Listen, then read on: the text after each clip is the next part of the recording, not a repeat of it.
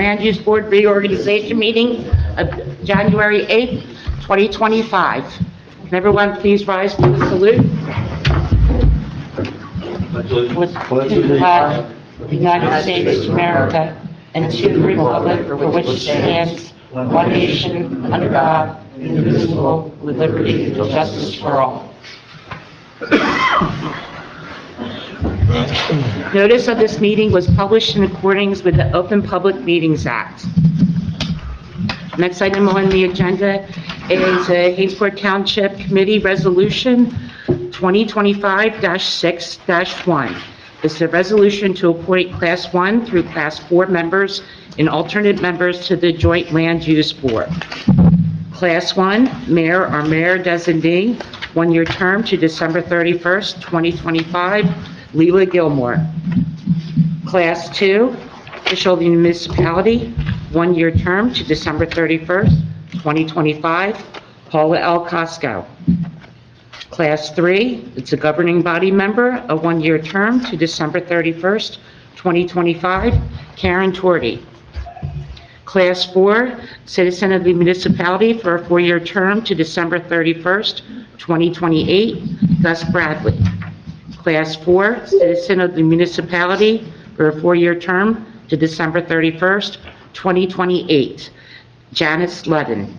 Class 4, citizen of the municipality for a four-year term to December 31st, 2028, Patrick Tricoci. Class 4, alternate number 3, citizen of the municipality, a two-year term to December 31st, 2026, Thomas Mackay. Class 4, alternate number 4, citizen of the municipality, is for a two-year term to December 31st, 2026, remains vacant. The next item would be swearing in of those new appointees.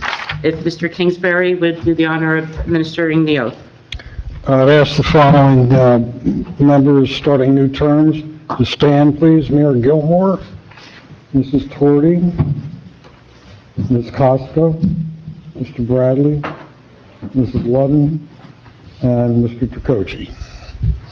If you could raise your right hand, please. Do you solemnly swear or affirm that you will support the Constitution of the United States, the Constitution of the State of New Jersey, and that you will bear true faith and allegiance to the same in the governments established in the United States and in this state under authority of the people, and that you will faithfully, impartially, and justly perform all the duties of office of Hainesport Joint Land Use Board member according to the best of your ability, so help you God. Thank you and congratulations.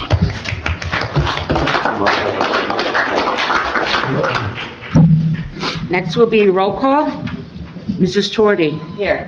Mr. Bradley. Here. Mrs. Ludden. Here. Mayor Gilmore. Here. Mr. Tricoci. Here. Mr. Novarita. Here. Mr. C. Murphy. Here. Ms. Cosco. Here. Mr. Holden, absent. Mr. R. Murphy. Here. Mr. Mackay, absent. And Mr. McKay. Here.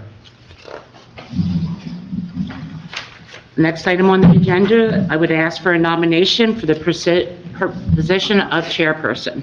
So moved. I would like to nominate Tom McKay to be the chairperson for the Joint Land Use Board for 2025. Second. Okay. Are there any further nominations? I hear none, so we'll close the nominations. Mr. Bradley? Yes. Mr. Murphy? Yes. Mrs. Torty? Yes. Mrs. Ludden? Yes. Mayor Gilmore? Yes. Mr. Tricoci? Yes. Mr. Novarita? Yes. Ms. Cosco? Yes. And Mr. McKay. Yes. Congratulations, Mr. McKay. And I'd like to turn the meeting over to you at this time. Thank you, Paul. Thank you very much. And I appreciate the confidence that the members have shown in nominating me for another year. Next matter on the agenda, as we run through this reorganization meeting agenda, is the nomination for vice chair for 2025. So may I have a nomination, please, for that position? I'd like to nominate Steve Novarito. All right. Do I have a second for that? Second. Are there any other nominations from the floor? Hearing none, we'll close the nominations. Mr. Tricocci? Yes. Mr. Murphy? Yes. Mrs. Torti? Yes. Mr. Bradley? Yes. Mrs. Ludden? Yes. Mayor Gilmore? Yes. Mr. Novarita? Yes. Ms. Cosco? Yes. And Mr. McKay? Yes. He's a good guy. Congratulations. Thank you. All right, may we have a nomination of Paula Tiver for secretary for 2025? So moved. Second. Not going to be bashful about that because, Mayor Gilmore? Yes. Mrs. Torti? Yes. Mr. Bradley? Yes. Mrs. Ludden? Yes. Mr. Tricocci? Yes. Mr. Novarita? Yes. Mr. Murphy? yes. Ms. Cosco? Yes. And Mr. McKay? Yes. All right, now we move to the appointment of professional staff, and I assume that all members of the board have had a chance to review the RFP responses that have been submitted in a timely fashion, and there was a separate supplemental letter submitted by Alimo with regard to their RFP, which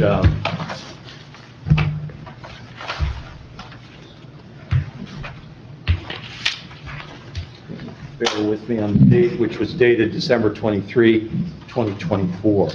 So with that background, we'll first go to the solicitor's position. May I have a nomination for solicitor for the year 2025?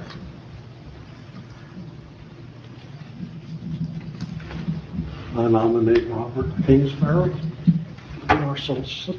I second the nomination. Are there any other nominations from the floor or from the board? Hearing none, we'll close the nominations and take a vote, please. Mr. Bradley? Yes. Mrs. Torti? Yes. Mrs. Ludden? Yes. Mayor Gilmore? Yes. Mr. Tricocci? Yes. Mr. Novarita? Yes. Mr. Murphy? Yes. Ms. Cosco? Yes. And Mr. McKay?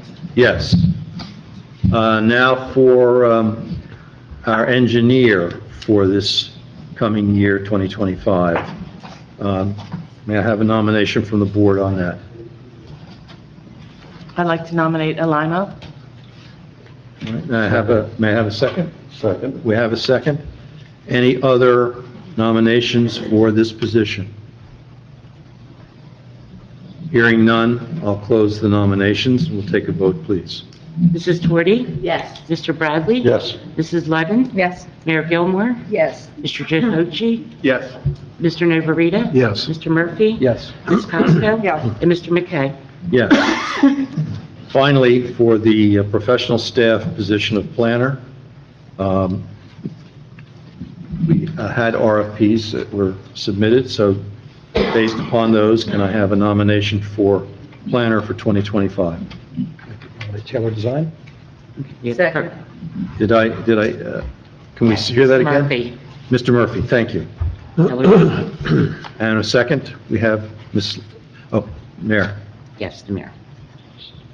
All right, any other nominations? Hearing none, we'll close the nominations and have a vote, please. Mr. Murphy? Yes. Mayor Gilmore? Yes. Mrs. Torti? Yes. Mr. Bradley? Yes. Mrs. Ludden? Yes. Mr. Tricocci? Yes. Mr. Novarita? Yes. Ms. Cosco? Yes. Mr. McKay? Yes. Getting all tongue-tied today.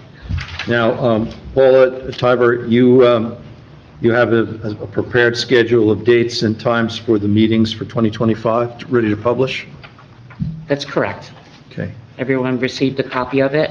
They're from February until January 2026.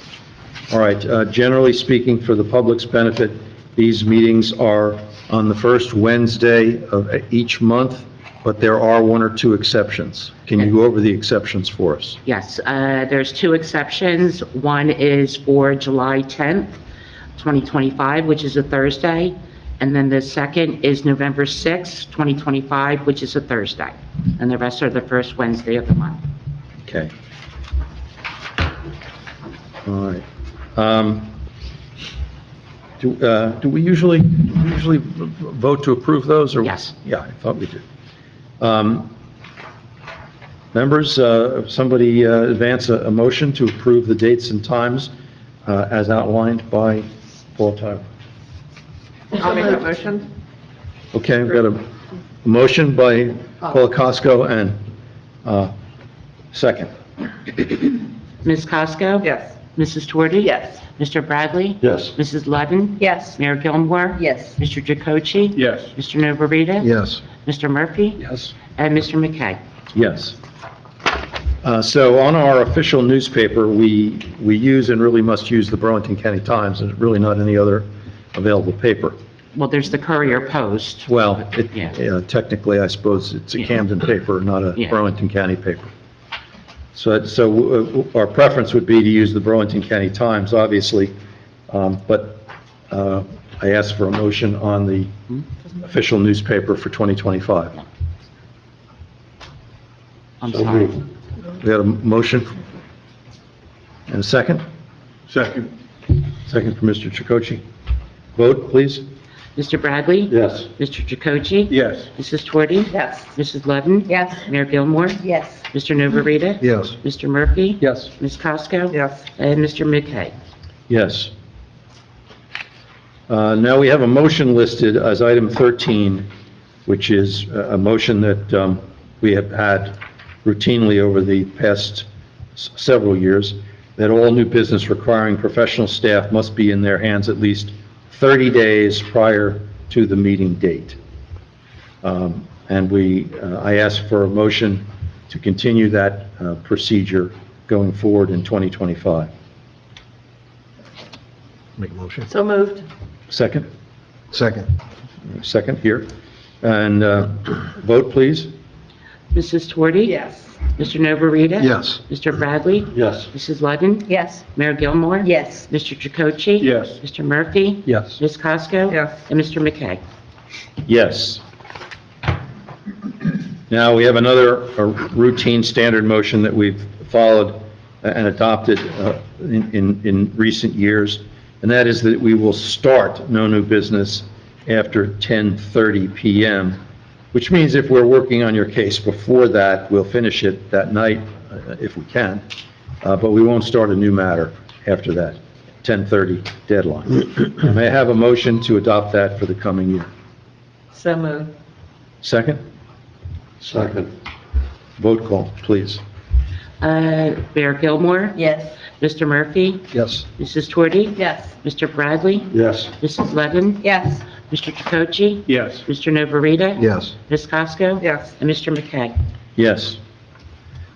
Now we have a new proposed resolution, which we've numbered 2025-01, which establishes a policy regarding postponements of applications, that after in summary, it says that after two postponement requests by an applicant, the applicant or the applicant's authority will be advised that if the application is not in a position to proceed at the next board hearing, the application will be subject to dismissal or denial without prejudice.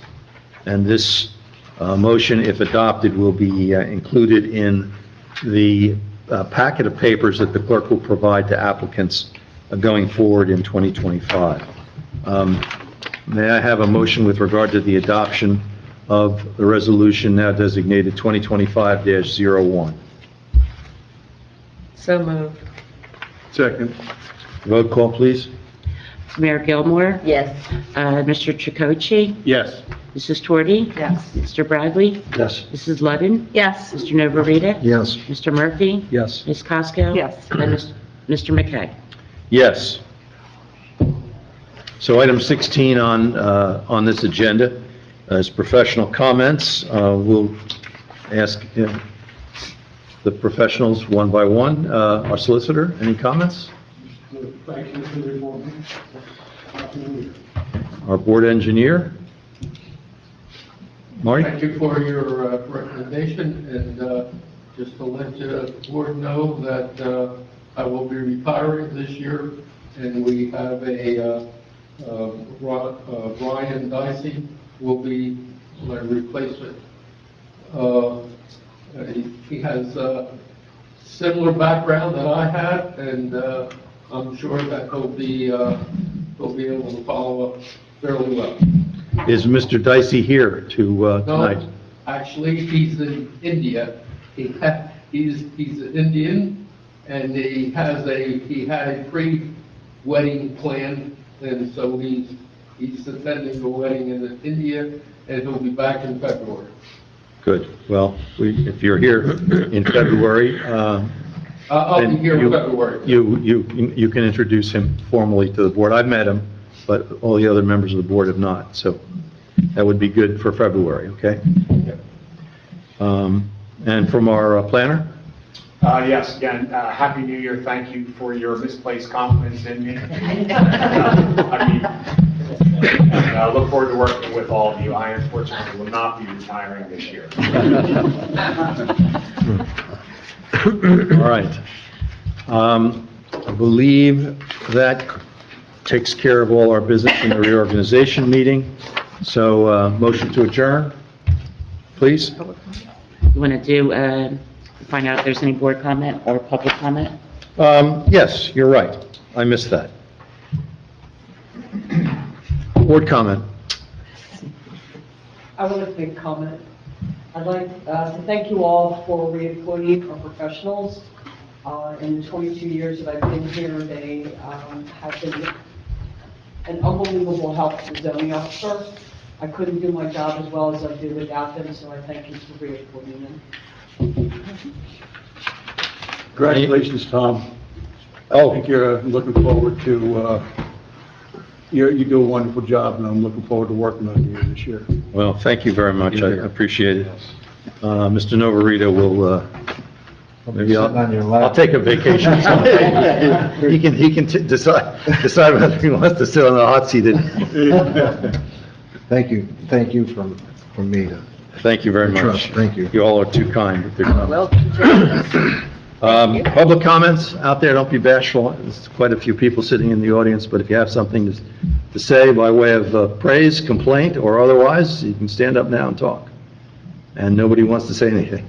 So the record can reflect there's nobody commenting anything from the public on this, on the, We do have two individuals online, and we have a very special guest, Tish Kelly.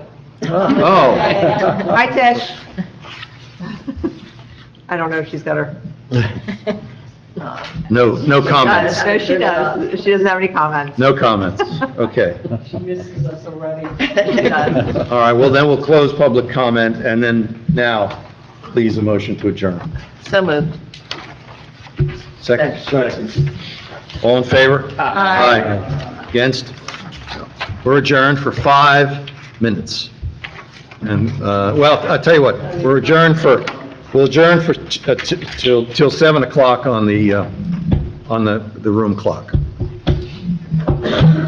Congratulations. Regular meeting, first of the year, January 8th, 2025, to order. I'm going to skip the flag salute because we've already done that in the reorganization meeting, but I am going to have the sunshine law requirement read. Notice of this meeting was published in accordance to the Open Public Meetings Act. All right. We have a no new business rule after 10:30, which if you were here for the reorganization meeting, I spelled that in detail, but that means we will not start a matter after 10:30.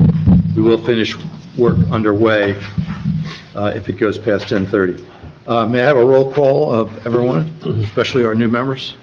Mrs. Torti, Here. Mr. Bradley, Here. Mrs. Ludden, Here. Mayor Gilmore, Here. Mr. Tricocci, Here. Mr. Novarita, Here. Mr. C. Murphy, Here. Ms. Cosco, here, Mr. Holden, absent, Mr. R. Murphy, Here.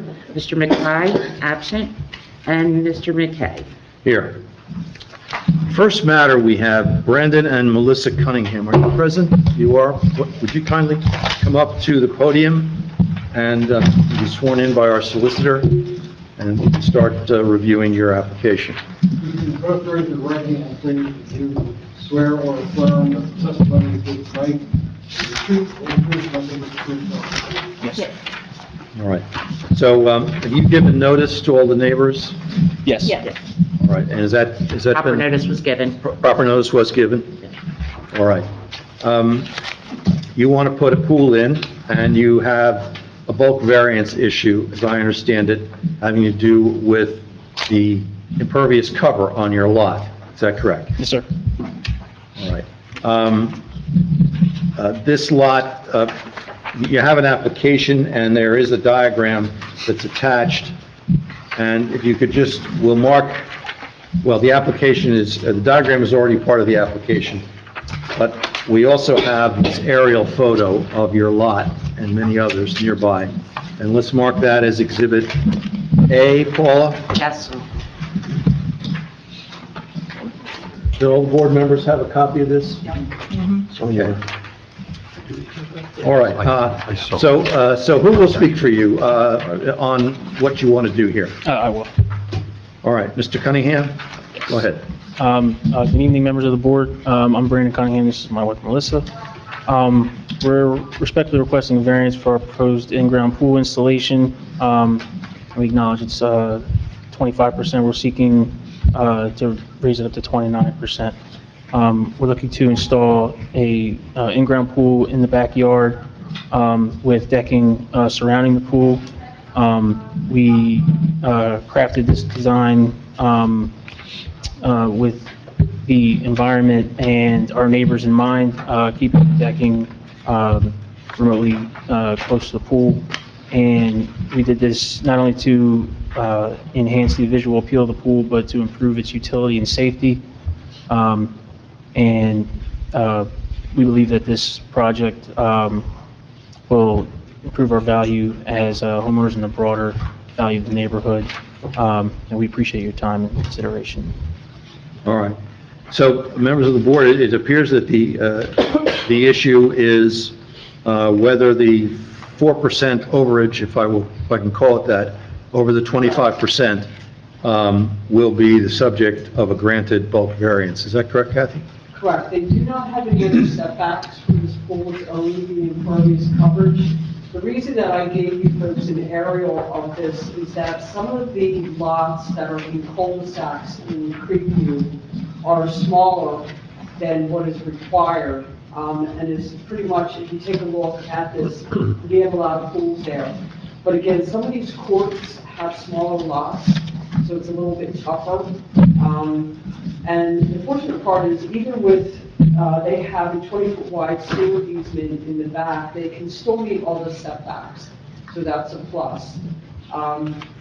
Yet, because the size of the lot is smaller than really what is in the R1 zone, is that they cannot meet those requirements with this particular pool in place and the concrete. All right. Let me just, I know Scott Taylor didn't submit a letter on this, but do you have any comments on it's a basic application? Yeah, this one Kathy was handling, but yeah, that really is the crux of the matter, just a slight deviation of the coverage requirement. Right. I think we have granted, maybe not exactly the same, but similar deviations from a few feet on side lots or back lots. This one happens to be a We coverage. have, this development, as you all know, has over 300 homes in it. And the lots are really dramatically different in their setup because of the way that they are with the cul-de-sacs, the circles, everything. So through the years, we've had similar ones. A lot of times, though, they also make their setback issues. This couple here does not have any of those, which is a rarity. So, again, the only difference is 4% compared to the 25 that's required, I guess, for 29. Right, and I noticed from the aerial view Exhibit A that there are quite a number of pools in the area. There are, Mr. Chair, yes. Can our solicitor give the board a little guidance as to what they are voting on, should they desire to make a motion to grant the bulk variance? I'm sorry. Oh, sorry. Just give the board guidance as to what they'll be voting on, or what the motion should be, should they want to grant the bulk variance. Grant a lot coverage variance in accordance with the plans that they submitted. Okay. All right, do board members have any questions at all of the applicant on the matter? I just have one. What's the dimension on the pool? Is that an 18 by 36, 18 by 32? It is 35, do you have it right here? It's actually 15.5 by 35. By 35, yes. Okay. So, is this an in-ground built pool or one of these fiberglass ones that come in as a unit? Fiberglass, sir. So it's a stock unit that you're buying and putting in? Yes, sir. Okay. And they do have, if I recall correctly, other HOA approval already, correct? Yes. All right. There's some members of the public, so I want to open this to public comment. Are any members of the public here about this application and wish to comment? So raise your hand and bring it forward. I see no hands, I hear no comments, so I'll close that portion of the meeting for public who's here, and now move to public who may be online. Unmute if you want to make a comment. No one has unmuted, so we'll assume they have no comments. All right, can I have a motion with regard to this requested variance? I'll make a motion to approve the bulk variance request, increasing the impervious coverage by 4%. I second. Vote? Vote, please. Ms. Cosco? Yes. Mrs. Torti? Yes. Mr. Bradley? Yes. Mrs. Ludden? Yes. Mayor Gilmore? Yes. Mr. Chakotay? Yes. Mr. Notarita? Yes. Mr. Murphy? Yes. And Mr. McKay? Yes. All right, folks, you got it? Enjoy your pool. Thank We'll hold down with that. Invite us over. Thank you.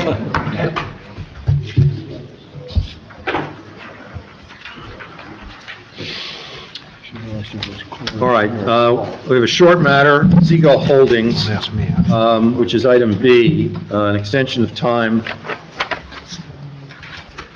which has been requested by Seagull's attorney, Steve Eisner. And we have a letter from Eisner on this? Yes. And he's supposed to be online. Okay, is he? I believe he is. Mr. Eisner, if you can unmute your phone. I have it, just the file.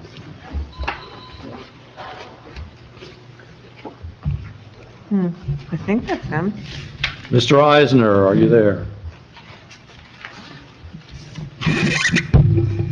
Kind of making an assumption. Although he needs to speak. Yeah. Caller 3, can you identify yourself?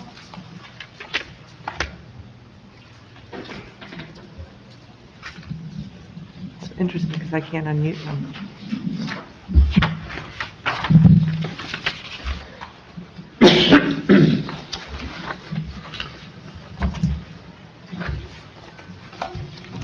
Caller 3, can you unmute your phone and identify yourself? Oh, wait a minute, somebody else is on.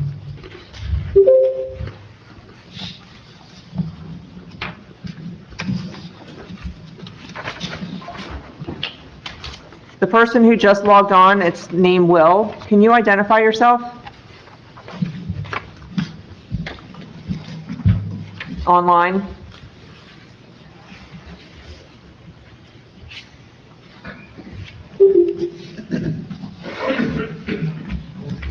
All right, hold on, I'm gonna...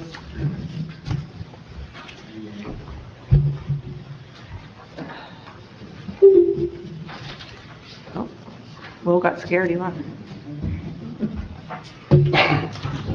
Well, if Mr. Eisner is listening, we'd ask you to speak up, otherwise, Oh. Hello?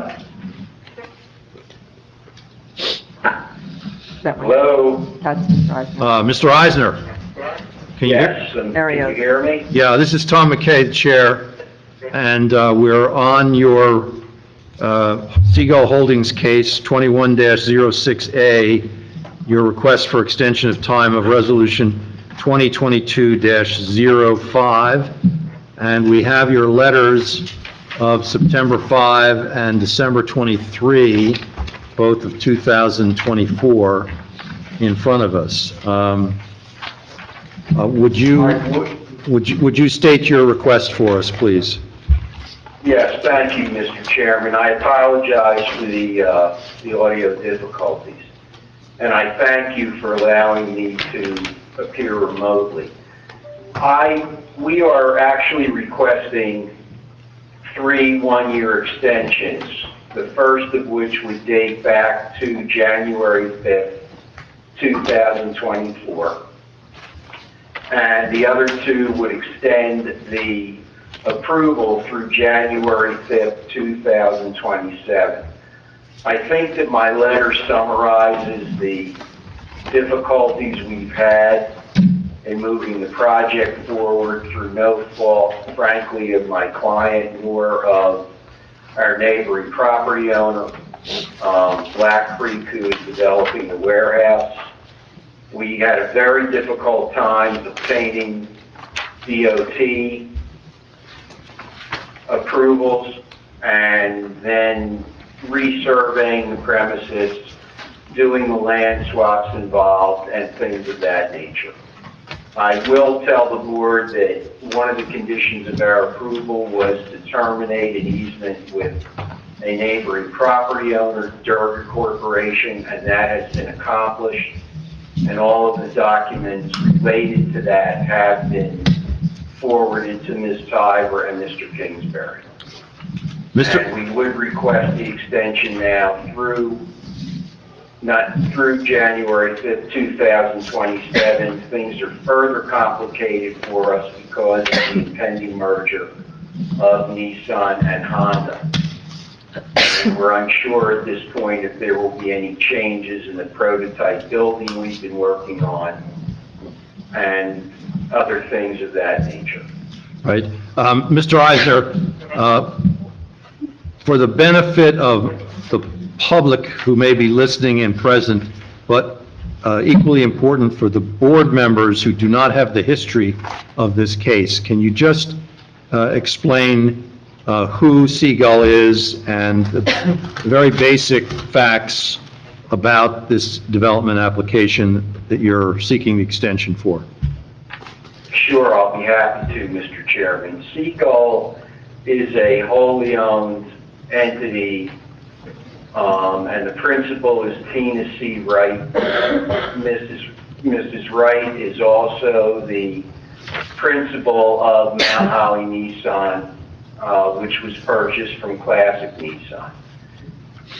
When the property was purchased, there was a diagonal driveway bisecting the property.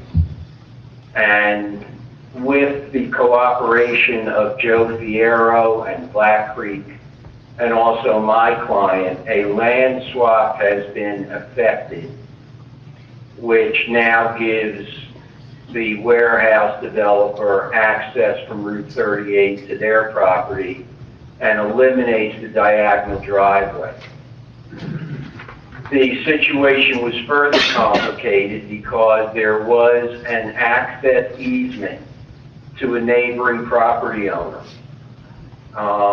And the easement area, part of the easement area that the neighboring property owner was able to use for access and parking was about 3/4 of an acre.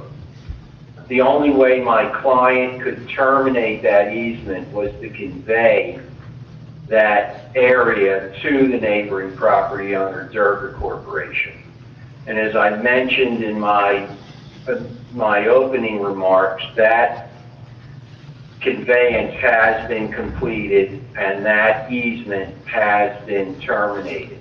We also filed a declaration of termination of the easement with the Burlington County Clerk. And not to interrupt you, but Durga is commonly referred to as the motel that's sitting east of the Nissan site. That's correct, Mr. Chairman. And at this time, it was very difficult for my client to finalize any type of survey of the property and plans for the property because we were waiting with Black Creek, the warehouse developer, for DOT approval, which took an inordinate amount of time. And one of our difficulties was that, frankly, we were assured of certain driveway access on a conference call with the DOT, which was later rescinded. The DOT kept changing its approvals, and at the very end, required the installation of a sidewalk across the front of the property, which affected my client's property and necessitated further redesigns. And that's it in a nutshell. That's really the main reason we are looking to extend the time for the final approvals. All right. Any other remarks that you need to make in support of your application? Mr. Chairman, I don't believe so. I would submit respectfully that the case law surrounding this matter seems to be that the extension should be granted unless there is some reason that they should not be. I can tell you that my client has invested many tens of thousands of dollars in improving the property, in closing off the diagonal access driveway, and the property is far superior to what it was when my client purchased it. The traffic safety is much better, and we now have 2 access driveways per the DOT's requirements rather than 3. So we are moving along, but we would ask the board's indulgence in please trying to accommodate our needs. Do any of the members of the board, new members or old members, have any questions of Mr. Eisner before I move on to other professionals? I see no hands raised and I hear nothing, Mr. Eisner, so we'll move on. Does our planner have any comment? I do not, Mr. Chairman. The engineer have any comment? Bob, yes. The board is allowed to grant 3 one-year extensions. You can do it all in one shot, so choose. And the extensions would begin retroactively to the original termination date, which would be February 2, 2024. So if you grant 3 one-year extensions, it would run to February 2, 2027, and that is correct. Okay. Mr. Eisner, are you on board with that math? I am, and I had an opportunity to discuss this matter with Mr. Kingsbury earlier today, and his summary of our request is accurate, and we agree with that. All right. I want to open this to the public before I ask for a vote. So any members of the... Is it okay if I ask one question? Oh, let me rescind that and go back to board questions. Yes. I just want to make sure I understand what the time frame is again. Typically, the board is asked to do a 3-month extension, but they're asking for 3 in a row, which would be a 1-year extension, or 9 months, or to a year. I just want to make sure I understand what the time restriction is. 3 one-year extensions. 3 1-year extensions. 3 one-year extensions. Maybe if you can explain why that way as opposed to... So if the board chooses their request is 3 years, you can do it 1 year at a time, but you can do it all in one motion. You can get the 3 extensions all at one time. I would ask the board's experience, as I haven't been here as long as some of the folks, is that typical? Do we do that? Or I like to do things kind of piecemeal, 1-year extension, and next year we say, hey, give them another year. They've been good guys. So, Well, Mr. Eisner, let me have that question put to you. I'm sorry, I couldn't hear that. The question, and I'll try to summarize it, if I'm inaccurate, I'll be corrected by the member. The member wants to know, well, why not just do 1 year at a time as opposed to 3 years in one fell swoop tonight? Well, it really isn't, if I can correct, it's, the 1 year extension would be retroactive until basically January 5th, 2025. We're requesting the 2-year extension largely because of the impending merger between Honda and Nissan, which really leaves us in a situation in which we don't know if what we have planned and the type of building we've planned will be the type of prototype building that the new entity will want. And that's the reason that we are asking for the extension through January 5th, 2027. All right. On the Nissan merger issue, the question arises that these companies are going to merge, and there's a potential that the Infiniti side of the business will have to be merged with Nissan dealerships, so you're going to have a dual dealership, not a single dealership down the road, potentially. And that would require... That's correct. And that would require some redesign. That would require redesign, and we really, at this point, are unsure of the impact of Honda's activity with Nissan, whether it would be a Honda dealership as well, or what would be required. And so that's the reason that we are asking for this 2-year, really is an additional 2 years. Mr. Chairman, can I just clarify a couple things that may help some, in particular, some of the newer board members? Sure. That's my point in these discussions. So the approval that we're talking about now was granted by the board, and that was a phase 1 site approval for them to allow, to be able to use the old Holly Bowl site. It was a use variance, or I'm sorry, there was a redevelopment plan adopted that would allow them to use that for the storage of automobiles. That's the approval that was granted by this board. February 2nd, 2022. Correct. And that was consistent with the redevelopment plan.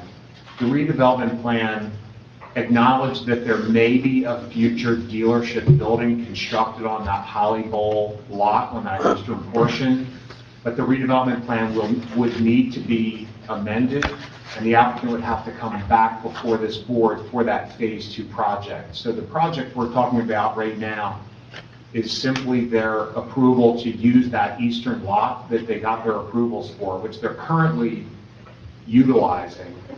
And I don't believe they've actually perfected their plans for signature on that. Is that correct, Mr. Eisner?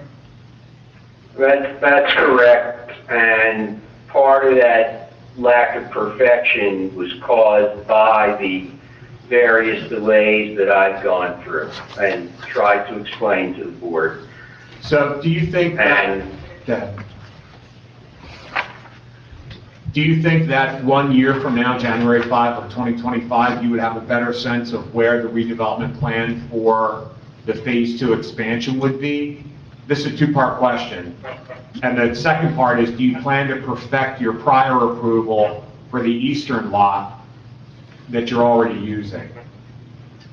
I think that what we would prefer to do is to perfect that prior approval by coming in with an amended final site plan that would show exactly what is proposed for the entire project, rather than just try to perfect the use of that lot, because so much of that plan that was approved has been modified by changes to the driveways and by elimination of different access to the property. But in that... And I really think we would prefer to come back with a new building proposed and to do an amendment in that way. Right, but in the interim, you're continuing to use the lot. The plans were never revised to comply with the resolution, and none of those site improvements required by the Phase 1 approval have been implemented, correct? They have not been implemented largely because the site has been and remains a construction site. The installation of that sidewalk and the other improvements required by DOT were completed within the last 3 or 4 months. And at this time, I do not believe that the access driveway for the warehouse has been completed in full. That is still under construction. Mr. Taylor, was there ever a time frame put on them when they were supposed to have that perfected? I don't believe that there was. There may have been, and I apologize, I didn't bring my whole redevelopment No, plan. upstairs.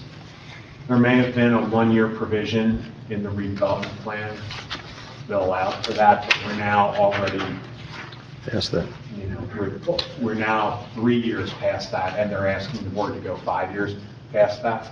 Right, that's why I'm suggesting as the enforcement end of things is that if the board were to approve these, that I think there should be something, as we have in the past approved, where it's been 2 years on a project, but there's a time frame, and I've enforced that. So I think it's important that if they choose to do this evening, there should be a time frame set on this for that perfection. The town has been more than gracious with them. And we're working with them on the redevelopment process with some, they provided us with some phasing plans and beginnings and end and how one phase, segues into the next. But I'm getting the impression from Mr. Eisner that that is all now being put on hold with some corporate consolidations. Is that true, Mr. Eisner? Yes, and I think, as you know, we have been working with your office and with the township to revise the redevelopment plan in order to try to accommodate the prototype building which was originally proposed. But if there's a planned merger with Honda, the likelihood of that happening, because when we were meeting in the fall for the Phase 2 Nissan dealership, we had renderings and we were quite close. And what you're saying now is with those corporate structural changes, That's right. you don't really know where you guys are. Because we just met in September, Yeah. October. That corporate merger, according to the Wall Street Journal, was only recently announced. Wow. So it's not it's a new development, truly. Can we perhaps table this for 30 days, where the board maybe grant a retroactive to January 5 and until the February meeting, so we could perhaps coordinate through the redevelopment subcommittee of the status of what the Phase 2 is currently? That'll protect the applicant back to their original date up to next month or 2 months from now, Right. without a full 2 additional. Yeah, I think that's a great recommendation. We can schedule a meeting so that we can all be on the same page, because this is, If I could, I'd new. ask We didn't know the about it. board's indulgence. I will not be able to attend the meeting until sometime in April. And I would ask if the board would indulge us and extend the time to the April or May meeting when we can be present in person and address any concerns. I think that's a good compromise. It's fine. I do have a question, though, on the retroactive date. Mr. Eisner, you gave me a date of January 5, 2024, but we've also discussed, Mr. Kingsbury used the date February 2nd, 2024. That's the date of the resolution. at the date that I believe the approval of the adoption of the resolution. Yeah. Mr. Eisner, do you agree with that, or you have a reason Yes, to want? I have a copy of the resolution with me, and I believe, according to my records and according to the letter, which I had submitted, and I just want to check the date on it. Actually, the resolution was memorialized on February 2nd. So Mr. Kingsbury is correct. Okay. All right, so it's proposed by Board Member Paula Costco that we, and our professional staff, Mr. Taylor, that we push this off. A month was originally proposed, but you're suggesting perhaps till April?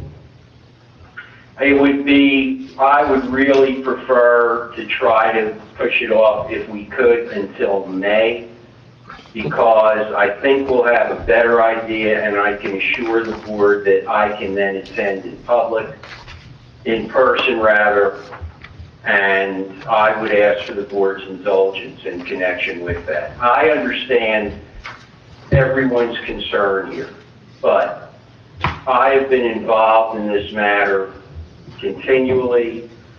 It's very difficult for me to convey to the board how difficult the process has been and how frustrating it has been to deal with NJDOT and the constant changes to the contours and angles of driveways, and that necessitated many, many redesigns. So I really would appreciate that accommodation from the board. Is there any member of the board who feels strongly about this? So I'm just curious how the interplay of Black Creek's project has affected this, because it's my understanding that Black Creek effectuated most of those approvals, as well as the driveway improvement on both the diagonal drive and the new one on the easterly side. So is it the interplay between Nissan and Black Creek's work on that is what's caused a lot of this delay?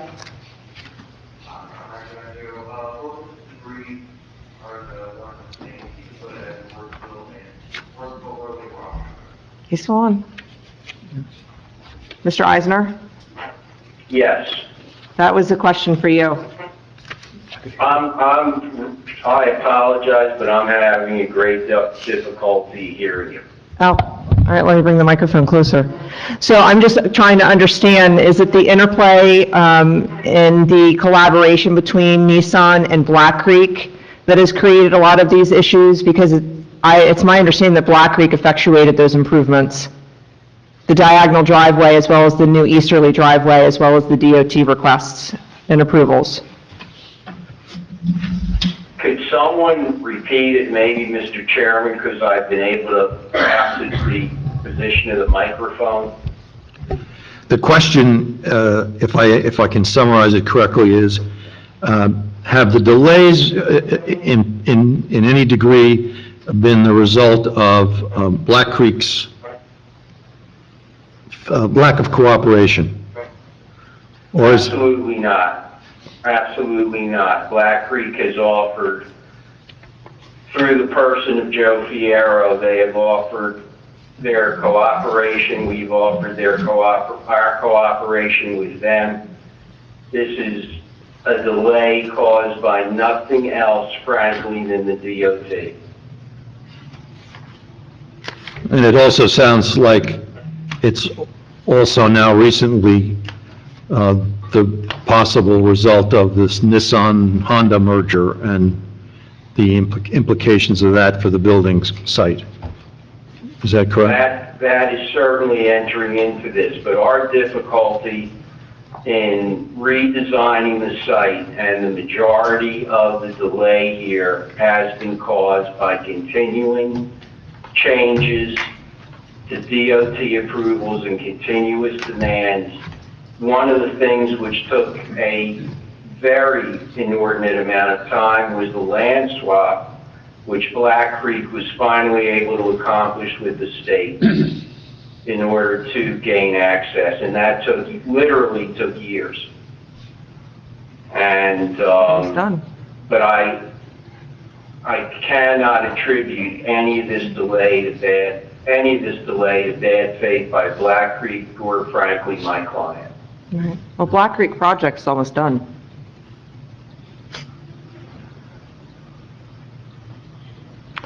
Well, we have the issue of the requested adjournment of this matter till May. That is an awful long time, Mr. Eisner. Is there any way that this could be moved sooner? I mean, I suggested initially a month and then April, and now you want to push it out to May. One of the problems I have an eye health issue. I am unable to fly, and that is really why I'm asking that this matter be put off until May. Where are you physically located as you speak to us? I am physically located in Florida. My wife and I are Florida residents. Okay. Any other questions or comments by the board? Anything from the professionals on this? No, sir. So the applicant's request is to adjourn this matter and put it on the agenda for the May meeting. Do I have a motion on that request? Mr. McKay, that is May 7th, 2025. May 7th, 2025. Will Mr. Eisner need to renotice that meeting? Renotice this for that meeting? Yeah, I would say yes, but you have to notice. Would Mr. Eisner's client have to renotice for that meeting? No, not if you announce tonight the extended date. Mr. Eisner, have you heard that? I did not. All right, well, I asked a question about whether you had to renotice, and our solicitor is advising that that's not going to be necessary if it's publicly announced at this meeting. Right, okay, so that no notice will be necessary. If your motion is granted, yes. Okay, thank you. So, any other questions of the board? What happens if it's not granted? Well, we'll cross that bridge when we come to it. So, the request is to adjourn this matter to May. May I have a motion on this matter? Pardon? Have to specify the date. Yes, May 7th, 2025, to be specific, 6:30. at 6:30. Yes. So again, my request, a motion on this? So I'll make a motion to grant the extension, February 2nd, 2024 until May 7th, 2025. A second? A second. Vote, please.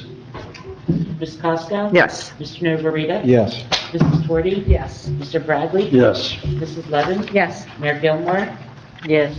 Mr. Tricocci? Yes. Mr. Murphy? Yes. And Mr. McKay? Yes, under the circumstances as outlined by Mr. Eisner, yes. But only for that reason. All right, Mr. Eisner, you have your adjournment. You don't need to renotice. Thank you for appearing. Hope you're feeling your eyes better, and we'll look forward to seeing you in May. All right, I again thank the board and the chair and your professionals for the accommodation, and we look forward to seeing you then. Thank you very much. Okay, thank you. Thank you. All right, next matter, 23-06A, JDEB Marine Highway. Mr. Dalia, you're here, your client's here, and I see you have your planner as well, and your engineer. Yep. Yes, good evening, Mr. Chairman, members of the board. First of all, Happy New Year to all of you. Congratulations to the new members and the reappointees. I'm here tonight representing the applicant This has been a process, as you all know, has gone on for quite a while. I just want to make a brief opening comment, and then I'm going to turn it over to Mr. Nicholson, who will explain to you the ins and outs of the site plan that we are asking for approval for tonight. This piece of property, as you know, was formerly involved in the distribution of petroleum products, oil products. As a result of that activity, there is some significant portion of the property that is currently contaminated. The applicant proposes to remediate that pollution, and we have a piece of property here that is zoned residential. The cost, as we have represented at prior hearings, to bring this property up to an environmental residential standard is simply prohibited. Couple that with the fact that the property for years has been used, with the exception of the house that's already there, has been used for this petroleum use, for this oil use. We, as this application comes in, we're seeking to essentially extend the right to use it to be essentially a center for repair of a pizza oven type of products. There's no smell, there's no noise, there's no anything that's detrimental to the residential community. And given that the fact was in the property in the past was industrial in nature, continuing this very light industrial activity and cleaning up the property is something that so meets the negative criteria. I've never had a case that was had a better argument. We really feel that this is the opportunity to clean up this property and get it up to standard. With that, I'm going to turn it over to, I don't know if you want to swear everybody in? You want to call them as they come up? No, I think we'll swear everybody in so that Yeah. if we can move around for questioning, that's all.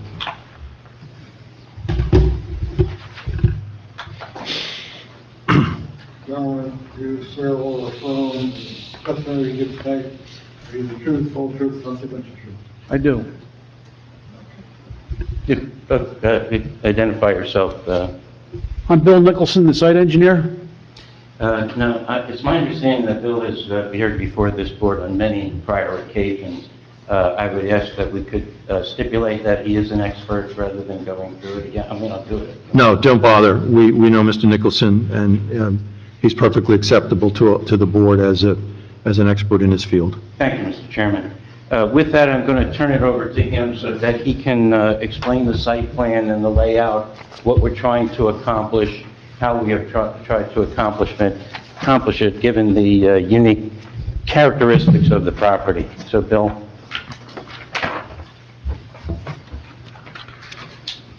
Mr. Nicholson, before you start, I do want to give you a couple of touch points to talk to, and that is you've undoubtedly seen the Taylor design letter November 27th, and you've undoubtedly seen the Alimo critique letter of actually the same date. And if you could address those, and when you address them, if you could reference the paragraphs so we know what you're addressing, that would be very helpful, because I intended to make sure we go through all the points on these letters. Mr. Chairman, whatever way you want to handle it, every board handles it differently. I wanted Bill to give you a rundown of exactly what it was and what we were doing, and then I'm delighted to go through each of the letters line by line. Yeah, and This way we don't miss anything. Right, and I don't mind if you jump in on Nicholson's presentation, but let's just say what we're talking about. We're talking about paragraph 3, part 1, or whatever it may be. Yeah, Okay. go ahead. I'll start with an overview of the site, if I may, please. So I think you all know where it is, gentlemen. It's a 90,000 square foot site, bordered by Spruce Lane on the west, Warren Highway on the south, and Maple Lane on the east. There's existing buildings out there, the service station on the north southeast corner of the site, the existing house in the center of the south end of the site. The main building is called, we for our workshop and storage area on the northwest corner of the site, and just to the east of that, there's an office area attached to that. And the proposed storage going on the east of that, generally in the north part of each corner of the property. It's going to be configured to be gravel areas on the site, and change the circulation patterns on the site, generally change the driveway, approaches to the various streets. The main entrance would be on the Warren Highway out here to the west of the existing house. The driveway also off to the west of that, back out to Spruce Lane. Those would be the two main driveways to service the main area of the main building here, which is, the main building, by the way, is labeled number 3 on the plan right here, located here. There's also circulation through the site around this area over here to the east, where various storage containers are proposed, and some storage facilities over there. Inside, storage in the trailers, and some outdoor storage in this area here. Trailer storage in the dashed area here, labeled number 5. Various parking areas interspersed through the site. In the area to the left, or the west of the building number 3, also the storage area number 5, which is labeled as proposed temporary truck storage to be converted to grass later on. This is the storage for the neighbor structure that's been used as truck and construction equipment storage here to the west of that site there. We proposed various buffers. And Mr. Nicholson, can you speak up, because I sense that a couple of members of the board, myself included, are having a tough time hearing everything. That's all right. We also proposed to do, It would, I think. It's not even on. Not off. Have to see if it's on. Thank you. It was on. And that one's grab Rex over there. That sounds good, okay. There we go. Should we go back, or should we just continue on? No, I would, does any board member want him to go back to start, or can we just proceed? I'll push ahead then. So, Shook her head yes. oh, you did, okay. Can you just No, go over it's like- the flow of the traffic? I'm the deaf guy, they worry about The me. access? When you started describing where traffic would come in and go out, can you start there? Sure. The main entrance would be on the Martin Highway on the southwest corner of the site here, located to the west of the existing house. This location here, and then there's also a driveway here on the Spruce Lane just above that on the west corner of that site, or the southwest corner of the site. And that would be the main circulation area for the building here. The loading on the main building here would happen in this area right here. This is the workshop and storage area on building number 3, which is Mr. Livingston's main business is going to be operated out of that building right there, number 3 on the plan, which is the large building to remain. So that mostly happens here. There is some circulation through the site around the area around to the east here for these various storage buildings and outside storage here. That's a more of a, not a routine thing, but just a basic storage site around to the east side here. With a driveway that would be used occasionally out to Maple Lane, it's kind of an overflow, single driveway, one way in, one way out right here at this location here. Gate normally closed for the reference there. And then you have a driveway around here, kind of an overflow driveway out to the northwest corner of the site on Spruce Lane. And various parking areas located here to the east, southeast of the building and southeast of that on the driveway here. 8 parking spaces there and 3 there. And then that's it for the parking spaces, except for the 3 residential parking spaces here next to the existing building to accommodate the needs of the house. The various storage containers are all shown on the plan. And we also propose to upgrade the buffer areas. There's some vegetation out there, some existing trees, a couple would remain, most would be removed because they're in poor shape. But along the area here on Maple Lane, there's residential over to the east of that, And to the north of this, there's residential properties, so we propose to do a buffer area here to the northeast and across the north side of the site here to buffer us from the existing residential uses primarily. And we have a couple of nominal lights on the site, trying to keep the lighting to a minimum if we can, because of the residential nature of the neighborhood. All right, Mr. Nicholson, this is your plan with the drawing date of April 22nd, 2024, is that correct? And revised to 11/14/24, Okay, which is the last submitted plan we have, I believe. all right. Do we have this marked as an exhibit, this particular plan, Mr. Weir? To the extent that this is a site plan application and our last application was something else, I would say nothing has been marked in yet. Am I wrong? I don't think so. Yeah, we didn't Why have don't a... you use C, if we're going to use something as an exhibit, start at C1. All right, well, we'll make this C1. They will.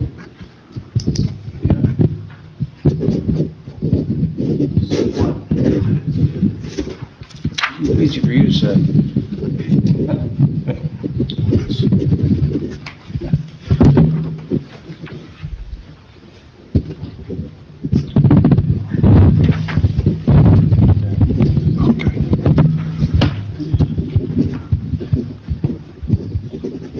Okay. For the record, C1 is sheet 1 of the site plan that was previously submitted. It's no different than the site plan that was submitted previously.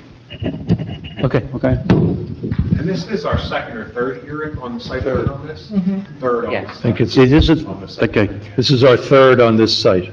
On this site, I'm talking about the site Well, the plan. use variance was granted January 3, 2024.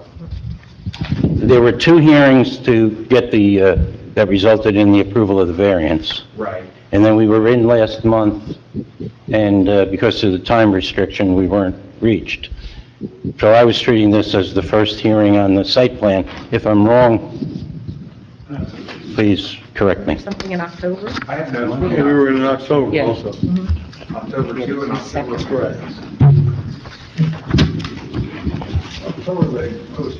October 2, we just discussed, I think we just discussed the need for postponement, and there were no exhibits or there was no testimony.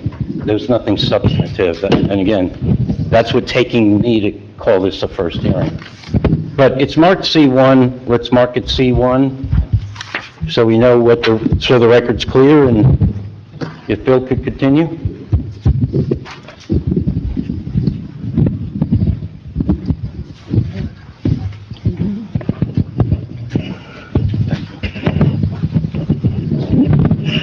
What's that? Okay, I'll tackle the letters. So, starting with Taylor Design Group letter dated November 27. Let me start with that one. We'll go through that item by item if you wish, and we'll take care of those items as best I can. Yes, I do wish to go one by one, make sure we cover everything.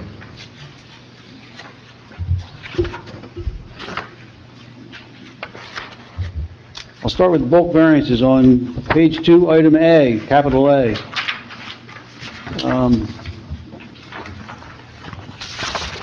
It's a summary of the variances. I will go through those. Number 1 is, A1 is the minimum front yard setback where 30 is required. 26.19 is existing at the gas station. I'll point out where that is.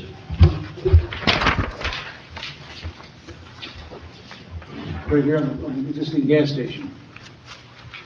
I'm not sure why that's a variance, because that building's not subject to this application, but if you remember, we went through that, it's still, I don't know if it's a variance or not.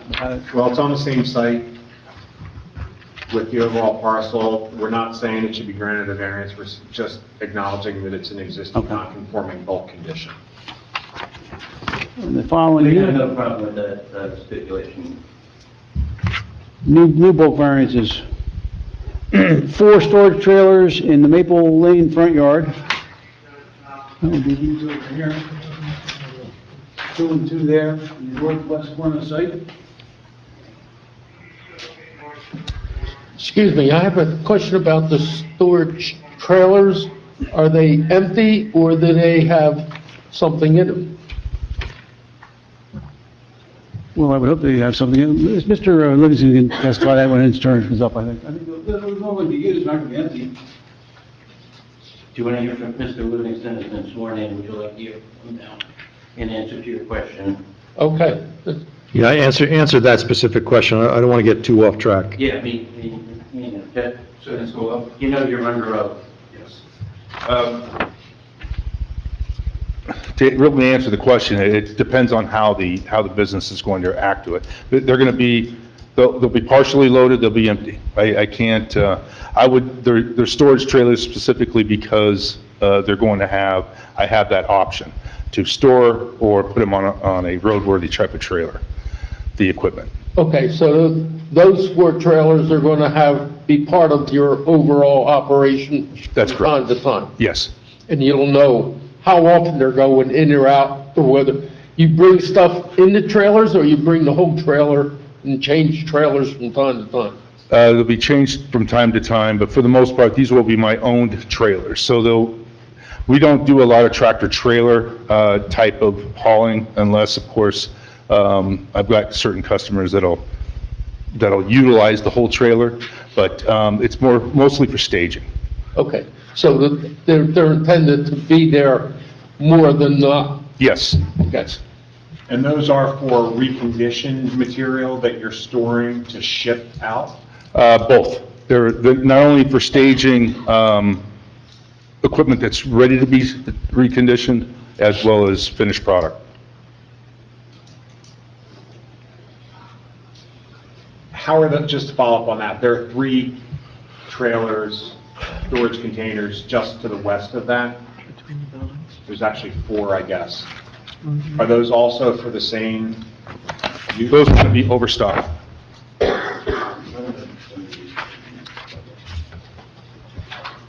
Real quick, you're asking obviously the right questions. Jeff, why don't you explain what each one of the buildings are designed for and what uses will go on at that particular location?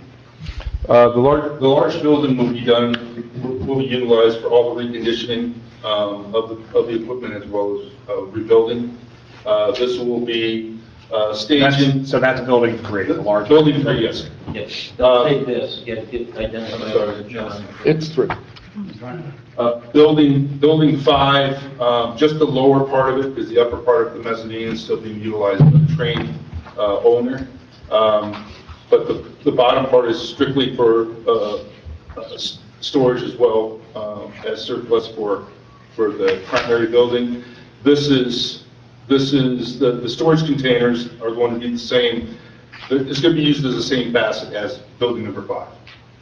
And this was identified, Hold on. so the record's clear. Where's building number 5? Building number 5 is here. Well, that's not a, Oh, that's not a building. Here, building, I'm sorry, 4. Building 4. 5 is the stadium. So building number 4 is for storage only? Yes. And then the second floor contains an existing train set based on the use variance? Yes. That can continue until February of 2029? Yes. At which point that use will expire, and then the second floor will be used for accessory storage purposes relating only with your associated business? Yes. And then the roadworthy trailers will be utilized specifically for existing inventory and or reconditioning equipment that's going to be shipped out. And there are 4 of those on the diagram. Yes. 2 and then 2 next to the building and then 2 ahead of those 2. Yes. Okay. And they might move from time to time, or they might simply stay there as holding containers for equipment. That's correct. But these will all be roadworthy trailers. These are the ones with the wheels. These are just containers that sit on the ground. Okay. Those would be the containers, and that's 4 containers as I see it, 2 of one size and 2 smaller containers, correct? Yes. And they'll be used solely for storage. Yes. They don't move. No. Are they existing, or are you bringing any of them in? There's currently, there is 2 on the property right now, but they're not in this position. Right now, they're just on the premises. That's the only two, and I have a couple of trailers, equipment trailers that are on the current property right now. All right, so what you're telling me is that you're going to position 4 trailers as shown in the plan? Yes, in the future. The remediation, the bulk of the remediation is right here. So I won't be doing any of this until the remediation's good. The bulk of the mediation is centered around this, what's called the trailer storage area? Where the building of the service center is, the plume is pretty much here. In front of a building, probably about 50 feet off of the front of the building 4, this area here is the bulk of the remediation. It's the open area for the most part, but I won't be doing any, there might be some of the contents that have to move everything in order to start focusing on the remediation part of it. All right. Does that answer the questions on the trailers? What happens in the trailer staging area? What is that area? What do you do? The trailer staging area is exactly what it is, but right now, as I stated earlier, this whole area will be vacant until the remediation's done, so I have to utilize the exterior part. Once the weather breaks, as long as I get the approvals, I'll be able to do the bulk of all the site development with the buffers and the fencing, all that type of stuff, because that's not going to really bother the remediation aspect of it, because it's on the exterior part of the property. But that area, as Ms. Ludden asked, there's no outdoor storage of actual equipment or materials. That is only for flatbed trailers and other related. Oh, I'm sorry, is that what you're asking? Yeah, what exactly goes on, will eventually go on in that spot? They're staged, so there won't be any equipment outside stored. They'll either be in the trailers or inside the delivery trailers. So that's where the delivery trailers come into that staging area and transfer stuff? Is that how it works, or? I don't know anything about this. Most of everything will be either transported from the main building to either delivery trailers, the smaller trailers, or forklifted to either the storage containers or the roadworthy trailers. And that other area is just for the storage of registered flatbed trailers and other trailers that use. Right, it's the much smaller trailers. And as far as, like you pointed out, where the contamination currently is, what year was this, when was the EPA last involved, or when did we last have a report as to how, the groundwater, when was this last? I submitted the information to Paula, and I think we had the determination last year, or 2024 or 2023. Might have been 23.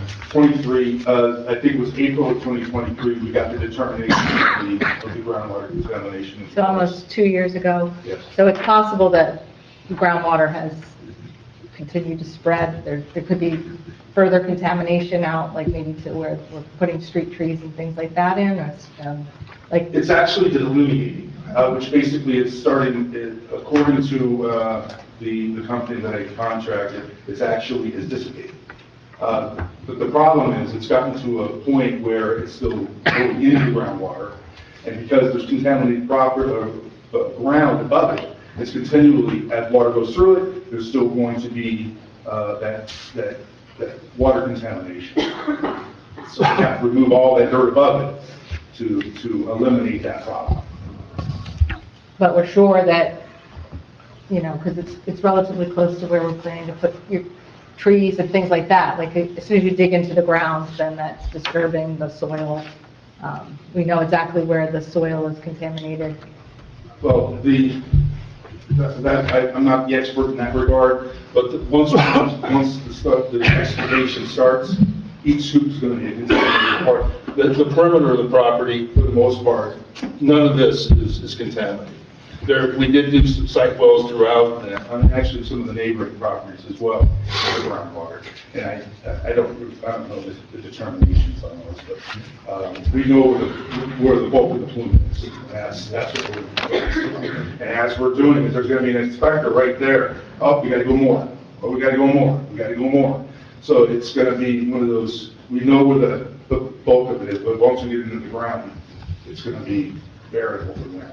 Do you have a timetable as to when the remediation is done and when you are going to start doing any of the other things that you're planning to do on the site? I would like to What get- comes first? Let her ask the question. How far?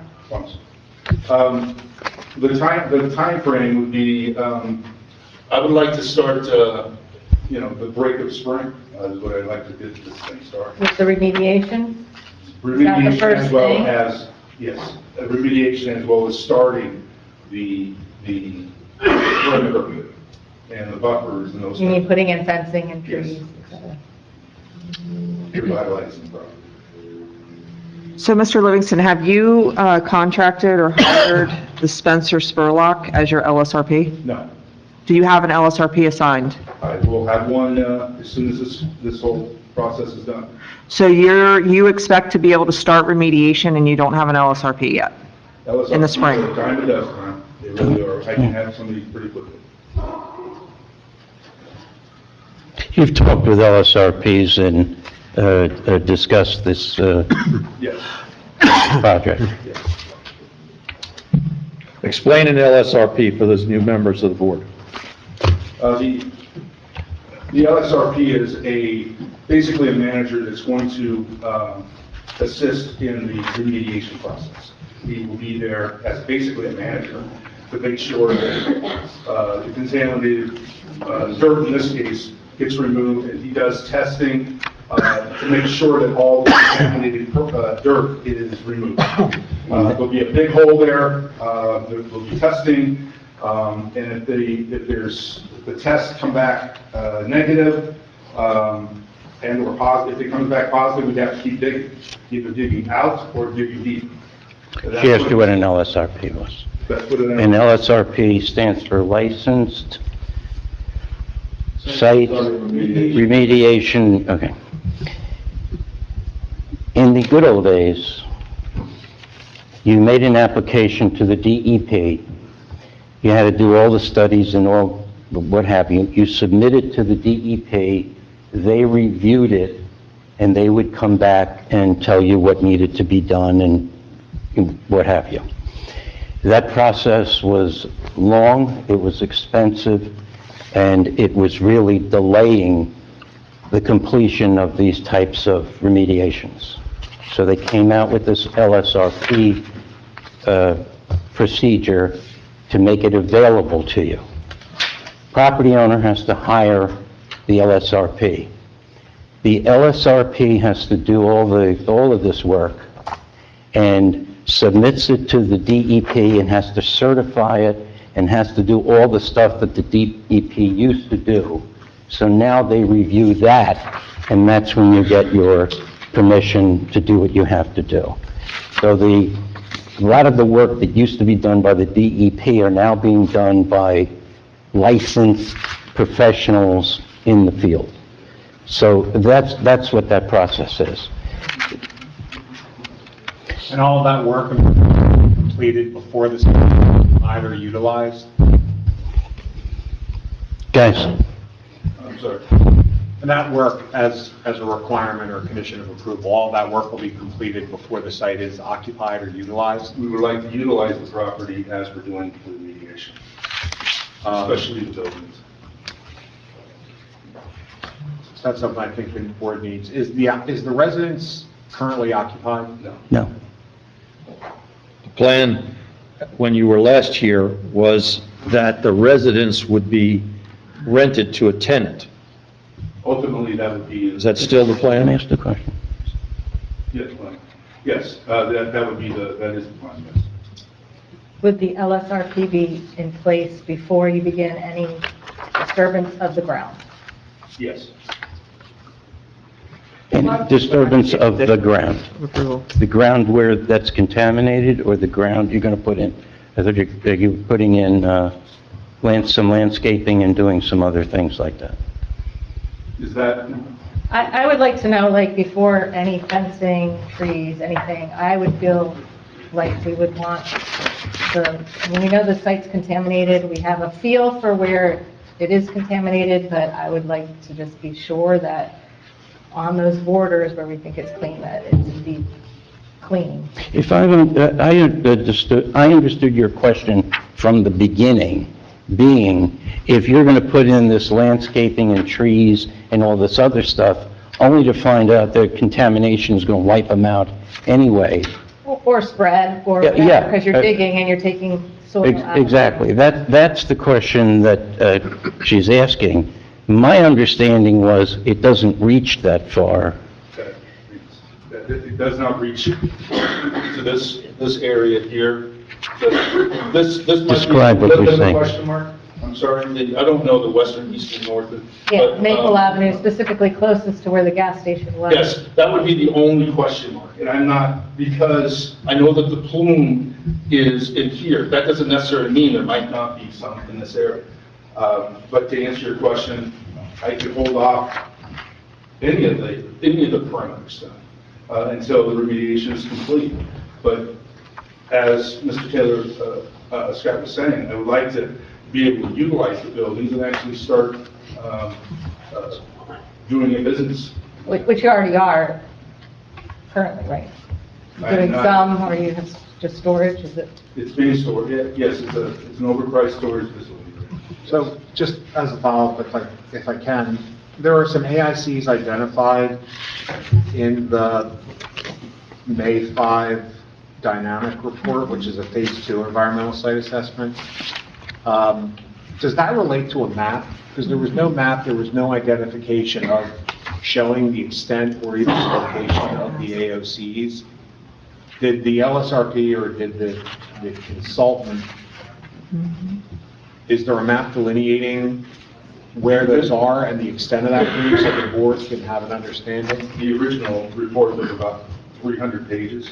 A lot of it was a very scientific stuff, but yes, if I recall, there was a generalized map that actually showed the wells, and but I would have to pull the file on that again and see where if there's something. But that actually had a delineation. Yeah, it actually showed a That little. showed where The basic plume. the basic plume and areas of concern. So I think that might be important. I know that we've asked for that in the past, and we got sort of a summary phase 2 with some costs associated with it, but I think it would be important for that to be submitted. And I guess my second question for that is, if the site can't be brought up to residential standards, how do we then let a resident occupy the building on site? It's already there. It's already there. If you tore the building down, you want to build another house, you'd have to bring it up to those standards, but it's already there. It's an existing condition. So it could be It's a different sold as structure. a house, then? I'm sorry? Could just be sold as a house, is what you're saying, like the It's not, property just, it's part of the overall, it's not subdivided out. I mean, the whole lot. I can't think of a reason why you couldn't do that. Well, Go ahead. Are you testifying that a house can be occupied if the house exists on a contaminated site when the house has been vacated? Ask me that question again, I'm sorry. You were saying you can't think of a reason of why it couldn't be. Correct. That is much different, and I'm asking you, is your testimony that under the law, that house, which is vacant, can be reoccupied on a site that isn't brought up to residential standards? My only honest answer is I don't know. That house is not in proximity to the contamination, but it is part of the larger lot. But you started the hearing by saying this site couldn't be used for residential purposes because there's contamination. But if there's only contamination in one corner, couldn't the balance of the site be used for residential? I just want to make sure we get all the answers here, either from your LSRP, your environmental consultant, or a letter from the DEP that says that vacated home, which is located on a lot which is known to have contamination, can be reoccupied, that it's not the board making that decision based on you saying, I don't see why that there would be a reason that it couldn't be. I don't think that quite gets us there. Doesn't make me comfortable. I hear you. I didn't understand what you said.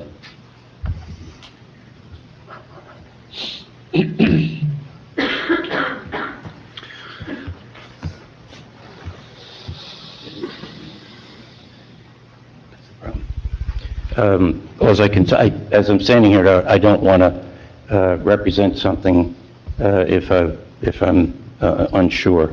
So I'm unsure. I'm reasonably sure that an existing building, an existing residence can be used as a residence. And especially wherein what we have here is contamination on the other side of the property. It is one single big lot. And the point we were making with regard to residential, and I can bring the realtor is here. He's been trying to sell this for quite some time. And all the residential developers have passed on it because of the need to bring the entire property up to a residential standard.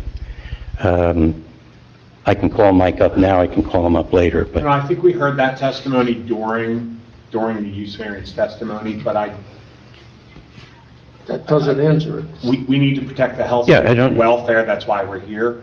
So I think it would be important for you guys to submit testimony or documentation citing chapter and verse that a vacant home on a contaminated site that is only being brought up to non-residential standards can be reoccupied for residential use, and whether that's dynamic or your SRP or whether it's Mr. Nicholson, I think it would be important for that information to be presented to the board. I'll have to get that. I'll have to get that for you. Scott, I don't know that, I don't have it at my fingertips. Mr. Chair, I have a question. Do you mind if I ask? If it's on this topic, if not, I don't want to mix topics, fine. Yeah. We're talking about the remediation. My question is, on page 2 of the plan as revised on 11/14/24, there is noted that there are oil tanks to be removed. My question is, if that's the case, has there been any studies done underneath of those oil tanks to be removed? The LSRP did inspect them. Dynamic did survey them, took a look at them, and there was no leakage. It should have been in the actual documentation, because he did take note of all of them. Do you have any idea what size those tanks are, by chance? The one on the street is around 2,500, and there's a whole bunch of 275 to 300 gallon on the sites currently. Just to remind you, you'll need permits in my office as well. I'm sorry? You'll need permits in my office as well, my construction office. To remove them? Yes. For 2 tanks that have to be removed, you need permits for them as well. But I just wanted to make sure that somebody addresses if there was any contamination. So if that's the case and it's in the report, then that's all I need to know. Thank you. So I have to offer that having a map that delineates all the AOCs, all the well drillings, the borings that have been completed, having that visual and then having the type of contamination that was discovered with those samples, having that map, having that spreadsheet would have been very helpful to the board, helpful to us to see where all the testing has been done, where the contamination has been discovered, what particularly was at that site, whether it was a former tank, what size those tanks were, what type of liquids were in those tanks. That would have been very helpful. I think also having an LSRP here to answer some of these environmental questions, perhaps the one that you hired to provide this site assessment report, or actually hiring an LSRP ahead of the several hearings that you had would have been very helpful. I think a big part of this application is the site contamination, and we need to make sure that what's being approved is not a substantial detriment to the public. I mean, that is a major part of our responsibility here. And there's just still, again, lacking information, or at least support information. Are you willing to provide, will you be able to find that map or that spreadsheet that shows all the AOCs and what was found and provide that to the board members? Yes, of course I can. It's quite lengthy. It's just a one page. It's like 1 or 2 pages. Give it to him, Mike. What we have is the dynamic report of May 5th, 2023. It's 5 pages or something like that. I'm assuming there's a huge backup exhibit packet that goes with this report. Has that been submitted to us? No, just the preliminary assessment. All right, and so you believe that the backup documentation, including a plot of the plume that could be overlaid to the chart, or the site plan proposal that we have in front of us, exists, but we haven't gotten it yet, we haven't seen it. Yes, I haven't. The plot of the plume. Yes, I can only tell you what the plume is estimated at. But yes, I can give you that documentation. Do you have that digitally? Yes. Is that the active environmental report? Is that, who did the original report? The original was active. I engaged a dynamic after. So if you can submit at least a digital copy of that perhaps can be shared, and then maybe you can call through, or Mr. Nicholson or somebody, and pull out a few of the most salient sort of maps that would then allow the board to correlate the 4 or 5 page dynamic report of May 5 to that mapping, so we can just get a sense of what's happening where. Sure, absolutely. Any questions? All right, let's try to get back on track. If we're looking at, the Taylor report. Correct. Mr. D'Elia, on page 3 in the middle, there's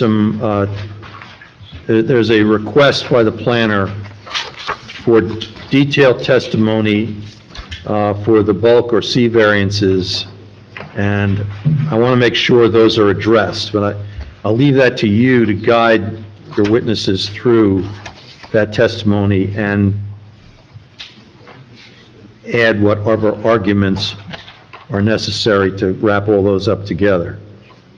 Now, do you want to do that now, or do you want to wait until we have the rest of the comments, and then you can do it sort of at the end? I see no reason to do it now. There was a... All right. This is what he wants? Okay. Can we do that now? Yeah, do you see that? Chris, some of this is... Yeah. Well, I think some of that testimony in going through the negative criteria may need to happen after all of the environmental issues are addressed, because you may want to touch on some of that. It may also change some of those variances based on as we go through the hearing. So it may make sense to address your truck circulation, go through the rest of the reports, and then I don't know if we'll be in a place this evening, because it sounds like the board may want some additional information before there's a vote. But I would say the planning testimony should probably be the last thing, because some of those may change before we get to that. Okay, gotcha. Maybe we go through more of the technical comments, but we'll make sure that we circle back on that. Yeah, I say that now because I want to alert you to the... Yeah. It is more summation material, that's why I gave you the option. But in order to move this along, I'd ask you to look at the general comments starting on page 4 of 8. And there are a number of them, but, and then they go into building design issues and other things. I think it would be beneficial if we address them one by one, Sure. to be honest with you. Yeah. So we're looking at the report, we're looking at the report dated November 27th by Taylor, and we're looking at page 4, looking at page, sorry, we're looking at page 4 of 8, starting under general comments. And, I mean, I can go through them with you, or you can just do it and go one by one and talk about that, and it's going to be some testimony from Mr. Livingston and some testimony from the planner. That's right. The number one asks the applicant to provide testimony regarding the building uses and operation, hours of operation, and for the public and for employees and all site improvements. Jeff went over a little bit of with the buildings. Can you give us a little more on the rest of these questions? Hours of operation? 7 to 7, Monday through Friday? Monday through Friday. Actually, Monday through Saturday. 7 on Saturday, yeah. Hours of operation. And when you say operation, you mean that could be reconditioning equipment in the big building, it could be loading equipment into the trailers or unloading, it could be the arrival and departure of trailers, it could be any or all of that stuff in the 7 to 7 hours. Yes. I would say the delivery stuff is not going to be anything after 5 o'clock, but the 7 to 7 will cover all the bases. But delivery won't be anytime after 5 o'clock. All right, in terms of activity after the 5 o'clock hour in the neighborhood, is that going to pose any noise issue of work after 5 o'clock? Most of the work will be inside. If rarely there might be a forklift that has to go outside and load a trailer or something like that for transfer, but I don't see anything other than a forklift. All right. Board members, as we go through these and try to punch through these, after every one, if somebody has a question that I haven't asked or that he hasn't answered, speak up and we'll cover it so we can go on to the next one. So on point 1, I think it's been covered unless anybody has any questions. Then we deal with point 2, which are buffer lines. We will add all buffer lines to the plans as a condition of approval. Okay. 3, 4, 5, and 6, okay. Could I ask Mr. Taylor to address that, to make sure that they're giving you what you want to get? Yeah, some of these are just things that the plans will need to be updated to show those things, like those buffer lines, which we're fine. I'll ask them to supplement or jump in if we skip, but I think I heard Mr. Delia said that they would comply with 2, 3, 4, and 5. I have okay. Okay. Right, well, 5 is testimony regarding the timing, the route of travel, and that sort of 5 and 6 are somewhat similar. And 5 and 6 sort of tie into numbers 7 and 8, because you're requesting buffer relief. You also need a design waiver for the northernmost driveway that's located on Spruce Lane. And we can't have a buffer there, and you're putting the driveway closer to the adjacent property than it's permitted to be. I know that in the report, we had suggested that driveway be eliminated and circulate back into the site to minimize the impact to the neighbors on Spruce Lane. And that driveway still remains. That becomes a break in the buffer, and we think adds what could be unnecessary truck circulation out onto Spruce Lane deeper into the neighborhood. I think our office previously, and I think Mr. Miller's as well, had asked for a truck circulation plan.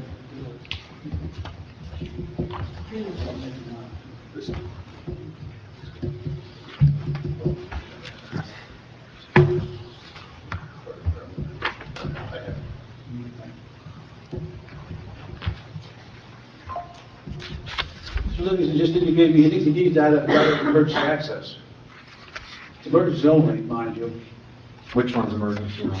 The northern exit onto Spruce Lane. Well, shown as an emergency gate, but that's, so that's 100%? So have you reached out to emergency services or fire folks to see if that needs to be that wide and/or if it does need to be there, does that actually accommodate their response vehicles? Have you heard anything from the emergency people or fire people? On that, Fire access to the rear of the property? in that access point? I just, I knew that, on another property, they always wanted to have some sort of, rear access to the property. So if they don't believe that's necessary, you would eliminate that driveway? I would still like to have access to the rear of the property. Right, because I think your prior testimony was you would have occasional deliveries going in and out of that driveway, correct? The only, I wouldn't need it as long as I have access. As long as I have, Go ahead. excuse me, as long as I have access and be able to do all the turnarounds here, it's not a problem. But if you have, if this is the nose of the trailer, it's gonna be very, very difficult to pull this out and do the backup because of all the buffers. I would have to pull this out in order to do it that way. So the notation on the plan that says emergency ingress and egress only is not accurate. You will use it for your occasional circulation of trucks. Would I need it? I probably would not. But I'm saying I'd like to still have access to it. If it stays as a proposed access, the question is then, why does it need to be as wide as it is so that the buffer can be enlarged right to that corner? Oh, it doesn't need to be that wide. It doesn't need to be that wide. 10 feet. But, and I'll just make another point, if the emergency services folks think it's necessary, then obviously it should go in. If they don't believe it's necessary, you're intending to use it, so the plan notation in the prior testimony that it's for emergency access only needs to be modified so that the record is clear and the approval is clear. So I think We'll have to define that, yeah. I would like to know, what is that definition? Yeah. Yeah, I understand what you're asking about, and I think we understand Jeff explained the limited nature of its use, but it's got to be clear either in the resolution on the plan or both. You had indicated that these trailers adjacent to the building here, or between the buildings, all of those are, nope, the other side, that they're all, they're not movable, they're going to stay. So it's only the other outside two that are moving. That's correct. And you have all of this access area to get in and out, because it was going to be my recommendation to get rid of this this line, the, access. This one here? Yeah, to get rid of that access, to be able to provide the buffer and everything. And if you were going to, put that in, I think that you should have the apron that you have in front here, onto the highway. No, all the way in the front. The main entrance in and out, yeah. You have a paved, area there to get in. I think that paved area should be in the right-of-way area of the street, to keep the dirt and the dust coming out on the street. You have the paved area to take care of that. I think that the same thing that you have here in the front should be wherever you're going to have those access. Fine, that's fine. Agreed. Bill, do you have an exhibit showing the truck circulation? Because we had asked for that in our September 27th report, and then we had an internal meeting with you at our office on October 14th. and you guys had indicated that you would provide truck circulation plan, and I don't think we've gotten any of that yet.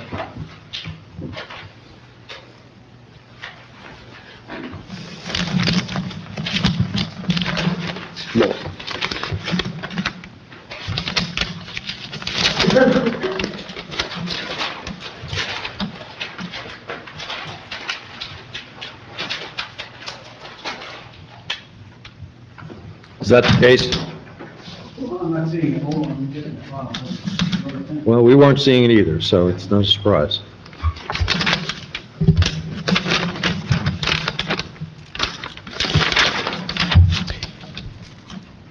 Mr. Taylor, I'm making a list of things we need. Are you making a list? I have.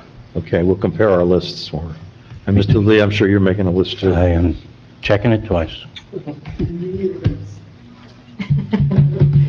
It was the softball.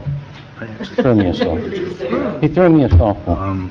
Is there a way, it's, like I said, it's 165. Can you drop, is it too big? Mr. DeLeo, I think this discussion I think it's. covers points 6, 7, and 8 on Mr. Taylor's letter under general comments. So we would move on to 9, hopefully. Demolition plan. It is the demolition plan to remove that island adjacent to the house, that's clear, we thought. We want to Okay. remove that. And that ought to be reflected, that should be reflected somewhere. It is on the demolition plan, but we clarify if it's not clear, but we do intend to remove it, we'll clarify if it's not clear on the demolition plan. Okay. Is that can you put that area out? Is that by the stationary trailers? Right here. That there's a curb there, is that what shows as being demolished or removed? Yes, But then now you're gonna take out the whole island? yes. Okay.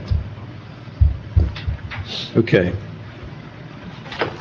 I think we've addressed 10, and the applicant's going to submit the additional. We have addressed 10, that's on the plume map we've talked about. Have we finished 9? We didn't talk about the trees, I guess, on 9. Testimony should be provided regarding large existing trees at The Southwest existing Point, tree, okay. which is now shown to be removed. And I guess the question is the question is the necessity of removal of that tree? Yeah, it appeared to be in okay health. I don't know if Mr. Nicholson had evaluated that. I don't know that the paving is coming. the roots were... That tree, the large tree.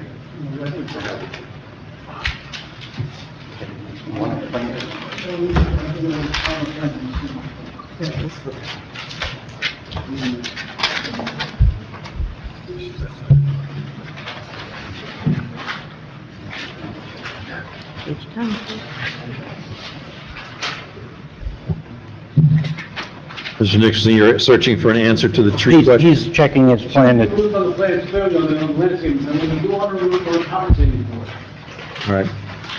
While Mr. Nicholson is, because I don't want to be here all night, be perfectly candid with you, and I'm sure others in the audience feel that way too. While you're looking for the answer on the tree, the testimony ought to be provided regarding any outdoor storage, or is it all going to be contained in the trailers that have been previously identified, the 6 Yes, sir. or so trailers? Everything will be in containers or trailers. Okay, so no outdoor, outside. no outdoor storage. No outdoor storage. All right. Trash recycling, number 12. So you're going to have some cast-offs and junk and trash from the manufacturing process. How's that going to be contained? How's it going to be put out for removal?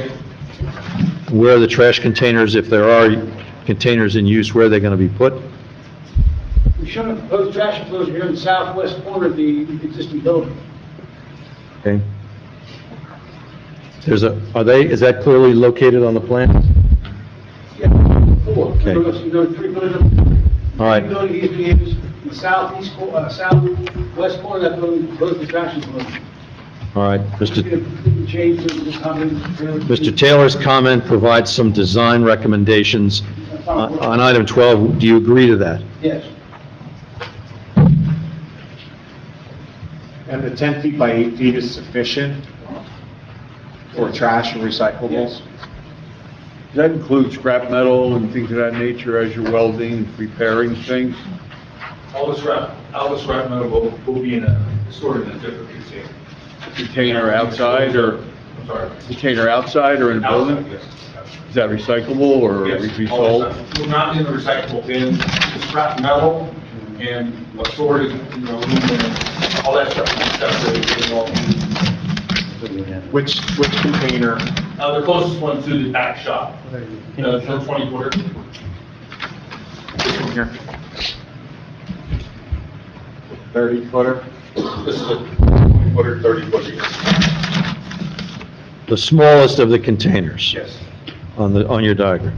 yes. All right, I think we're okay with that, Mr. Taylor. Number 13, barrier-free subcode compliance is to be shown on the report, on the, Sure, we'll agree to that, sure. you'll agree to it? Same as 14, 14 also as well. Okay. All right, stone removal and restoration on lot 10 to the rear. That's Adjacent to 10, yeah. the adjacent lot. That's up here in the northwest corner, there is some stone on our, it looks like a common driveway on both sides. We propose to remove the stone on his property. Shows them the demolition. And what are you gonna restore the ground by way of seed or sod? Yes. Moving this zone out. So that will be, So you clean that up for the buffer area, really? Right, right. but actually off-site as well. So Well- that stone will be removed, it'll be topsoiled and seeded? You're asking us to go on somebody else's property, we'll certainly try to make that effort. But as I'm standing here, I can answer that. It looks like a common amenity. Well, I'm not asking you to own the property. Your plans say that off-site area is to be demolished. On lot 10. Correct, it does. So I'm just asking, how will that area be restored? Will it be topsoiled and seeded? Yes.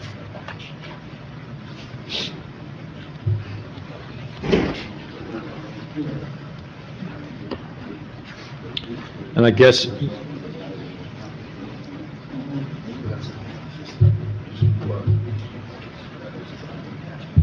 Mr. D'Elia, I think you raised the question, what if the neighbor says, stay off my property, leave the stone where it is? Yeah, I'm concerned about that. I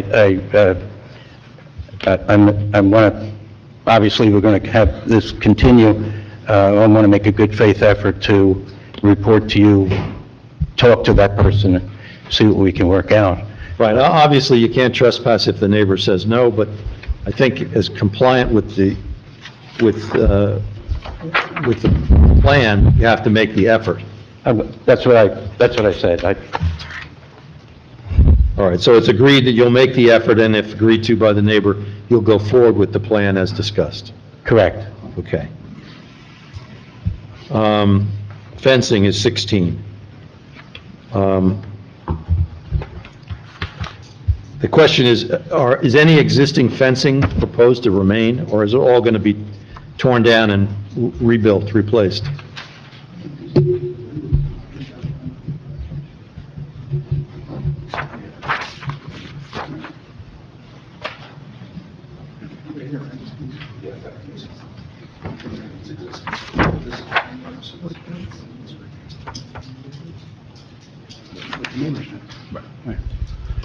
The only fence to remain, there's two fences to remain, would be the existing fence that comes off the northwest corner of the service station to the west direction over here, next to the house.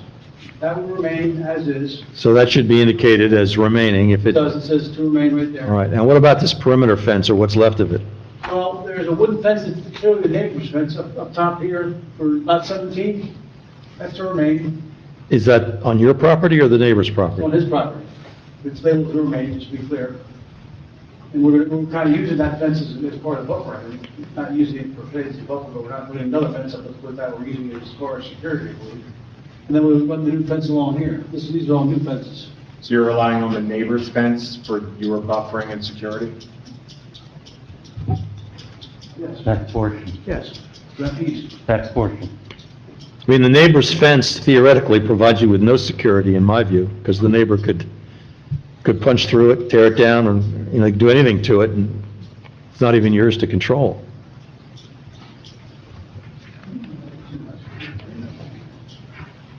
I'm not concerned about security, we worries about that per se. It's just saying the landscape would be, enough deterrent to keep people out who are frozen. All right, landscaping's hardly a deterrent, really, but, okay. We had also, and this ties into number 7, Mr. Chairman, the applicant's proposing a 4-foot-high wood fence on that western portion, and we were recommending particularly that, of utmost importance is really that rear property line, that be a 6-foot-high solid vinyl fence, and then whether the board, again, because of the lack of buffers down maple and spruce, whether the chain link fence is appropriate in that buffer, or whether that should be a solid fence. Noting that we have undersized buffers, we have accessory structures, shipping containers, and trailers, storage trailers located within the front yard that may require a variance.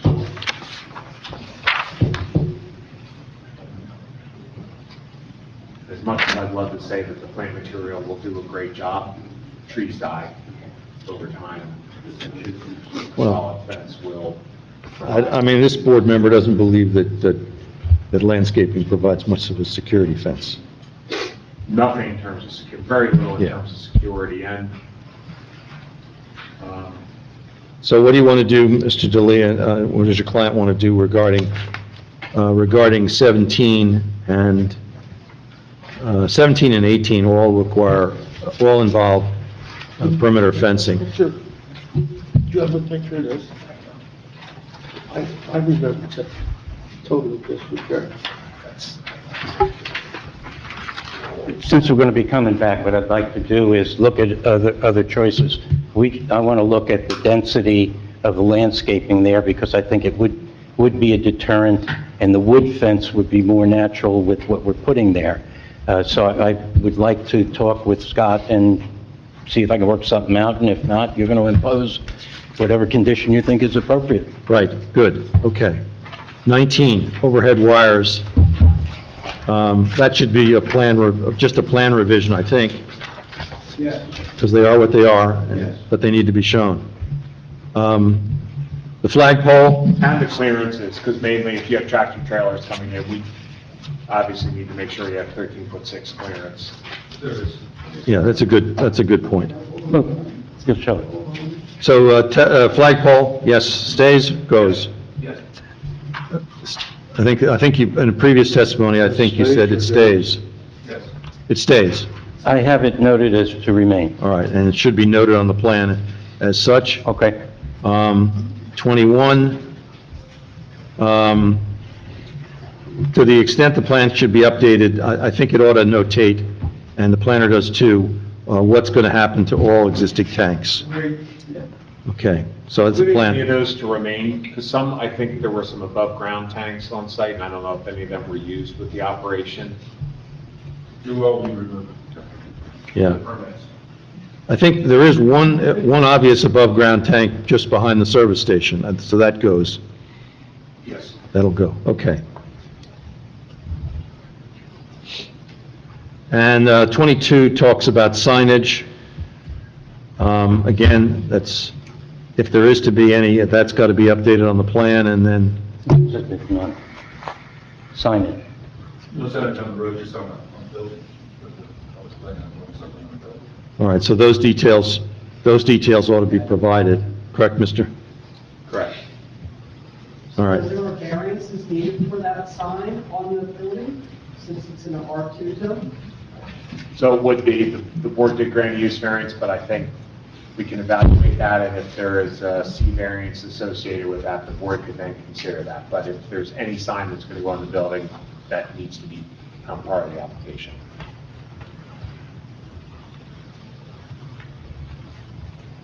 And I think that would include any directional signs, one-way signs or things like that to facilitate building circulation. They ought to be indicated.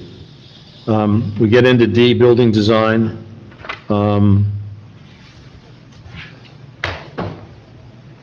Do you have any problem with any of those items, Mr. D'Elia, or will they be agreed to? Are you down, I didn't hear where you were. I'm on 6 of 8, under D, building design, well, items 1 to 4. Page 6 of 8, building design. Item D, 1 to 4, with particular emphasis on parking plans and building improvements.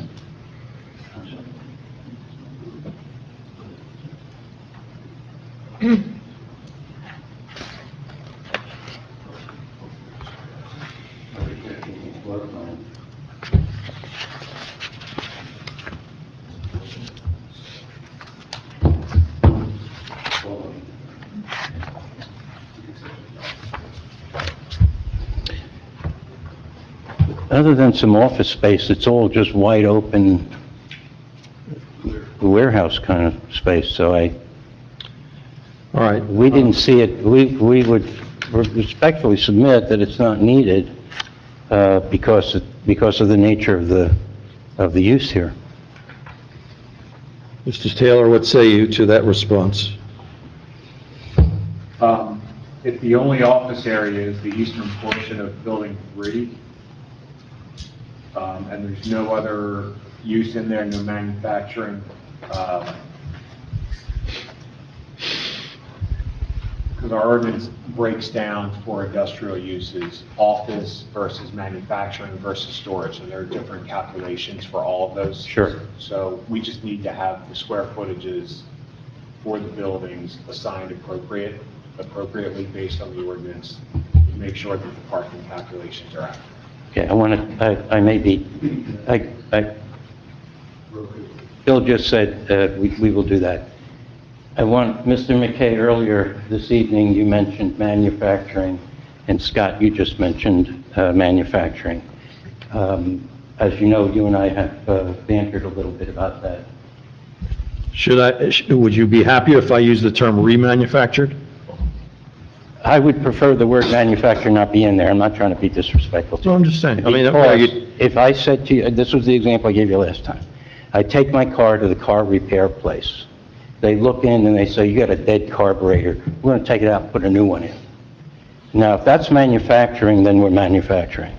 What we do is we take these ovens, we repair them, we put whatever new parts need to be put in, we recycle stuff, and we get it out the door.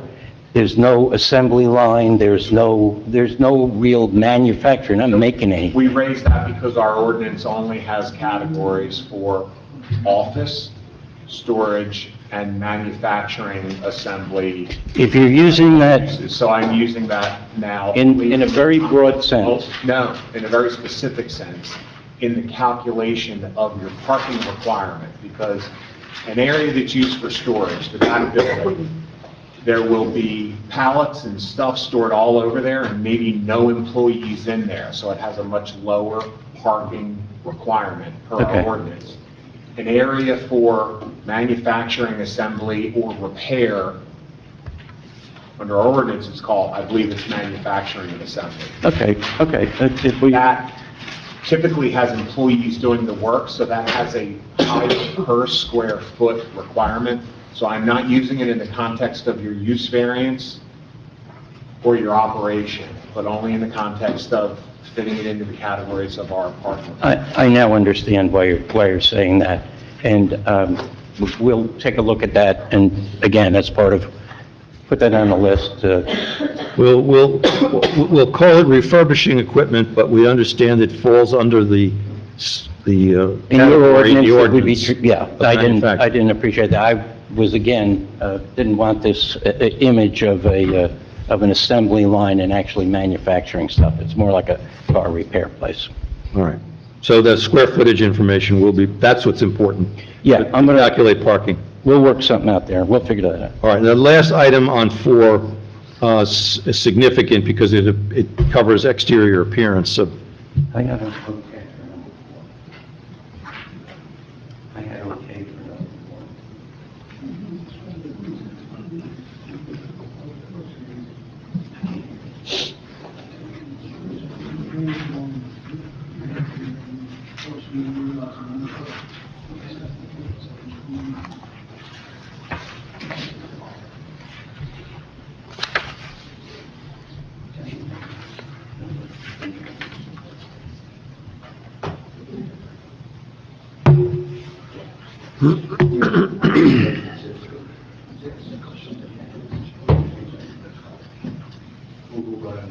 I had a note that said okay, and and it is okay. okay. For regarding the painting and the colors, and we're good. Okay, Mr. Taylor, in order to show compliance on that, would notes on the plan be appropriate? I think notes on the plan and/or testimony, just so the board can have a sense of what. Well, I don't know that they're prepared to, are you prepared to give testimony on this, or is it? I don't think they are tonight. Yeah, I didn't think so either. That's why I suggested Maybe an item that they- the painting and other things related to that be simply notated on the plan. So whatever the color is, and that way it'll guarantee compliance with that. Is that okay? Yes. Agreeable? Good. Lighting comments, there's a whole series of them, but the question is, can you agree to all of them, or do we need to talk about any of them? What's proposed, the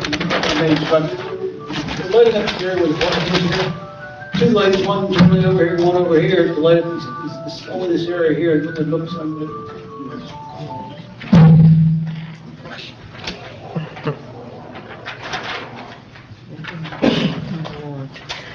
we're lighting up that area right there. Maintenance buildings here, parking's here, and parking this, we're lighting up this area with two lights.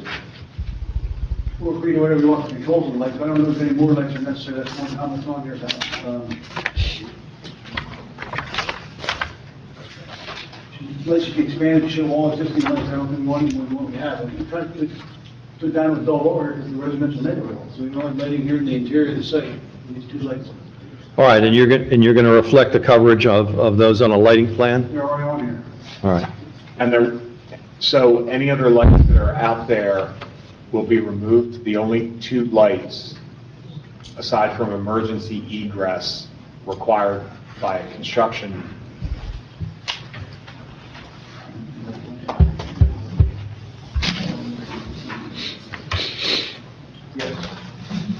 And Mr. Taylor, you're including in your comments things like lights over doorways on buildings and that sort of thing that would basically shed light out into the area. That's what we're addressing. So the fire subcode for egress, they have emergency egress floodlights. If you lose power, those happen, and we don't regulate those. What we want to make sure that doesn't happen is, after the fact, to get additional lighting, we get floodlights put on any of the sides of the building. We have a residential neighborhood here. If they find they have areas where they need some light, then it should be one of the full cut-off shielded lights to provide lights as necessary in those areas, but we don't want to have the existing or future floodlights unexpectedly creating glare. Understood, we're showing you two proposed lights we're going to install. Okay. 50-foot high lights, the ones we're talking about usually, yeah. All right, we're moving on to page 7 of 8, landscape comments. There are a host of these, 11 in all.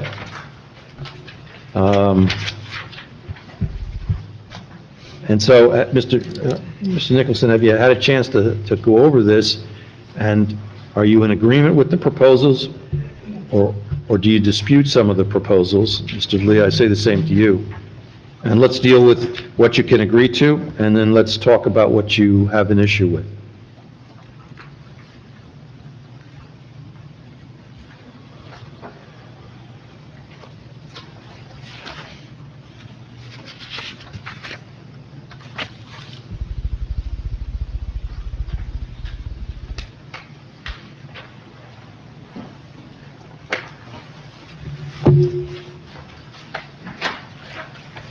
we can take care of them all, to the extent that they apply to us, or we'll explain otherwise to Scott.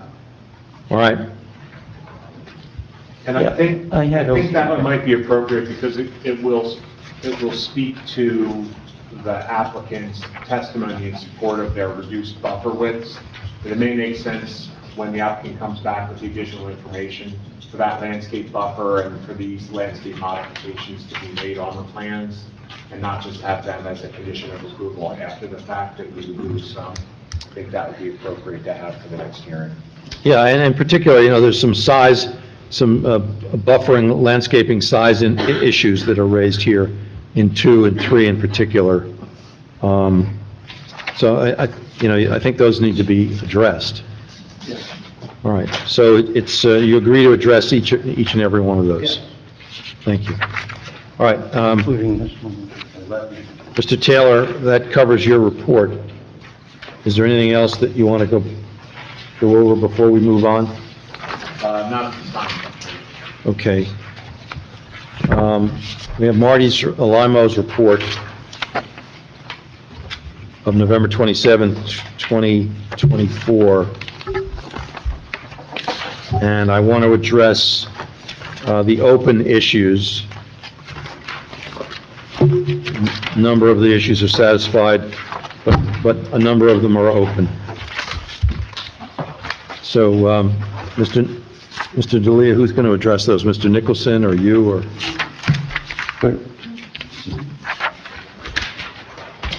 Yeah, that's it. I mean, I can go over them, and if there will be compliance, then we just need to indicate that. We have preliminary and final checklists, items 2 and 3, and 5 and 6. If you'd like to see the waiver number 2, please.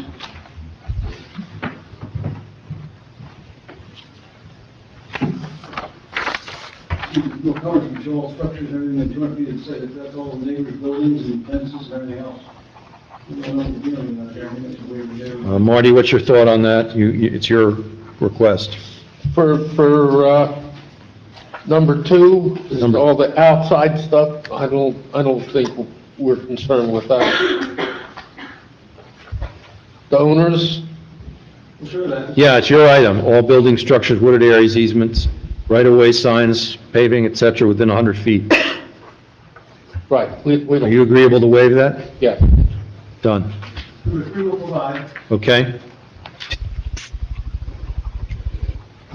Number 5, we'd like a waiver, it's all existing, we're not going to propose to change anything of it.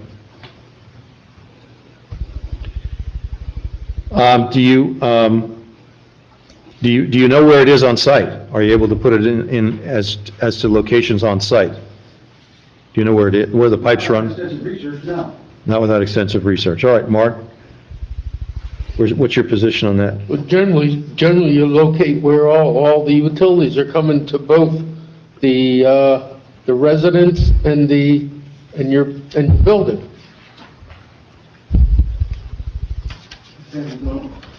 Okay. 6? That has to be That's done. We'll provide that. Provide, okay. All right, site plan section. 11 is open. 2A drive aisles. Proper width, turning spaces. There's a widening up to 25 feet of a driveway that's requested. We'll take a look at that, thing on the plan, for sure. Okay, so that's agreed.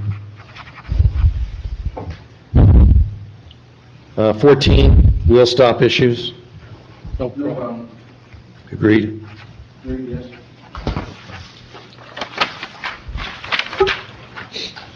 Skip over to page 4, item 19. We've talked about this before, the truck turning templates. We'll provide that.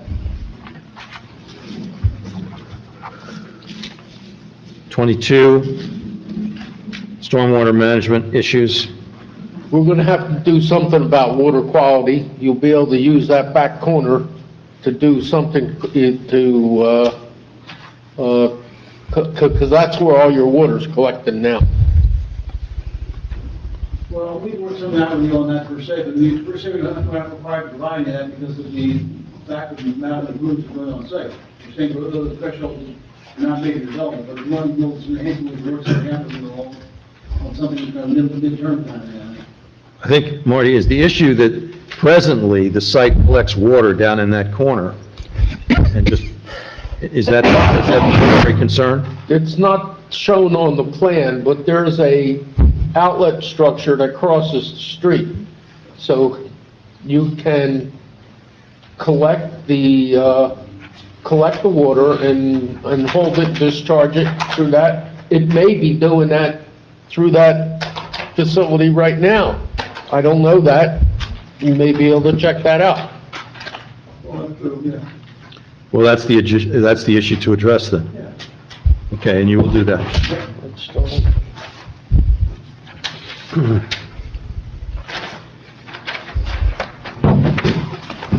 All right, on page 5, 26 through 29 are all open.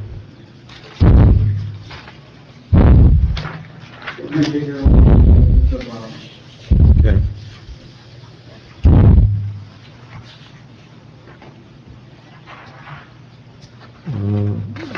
Marty, if I'm skipping anything that you feel should be addressed, please let me know. Well, which one, you're going to be able to do most of these things, right? Yes. Okay. Well, tell me which ones you're not going to do.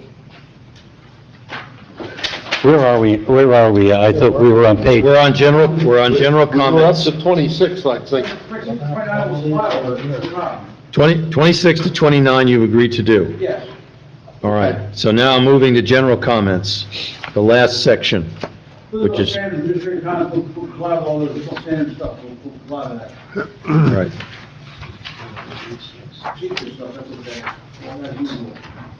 Marty, are you fine with all that, with his response to all that? Yes. Okay. Members of the board,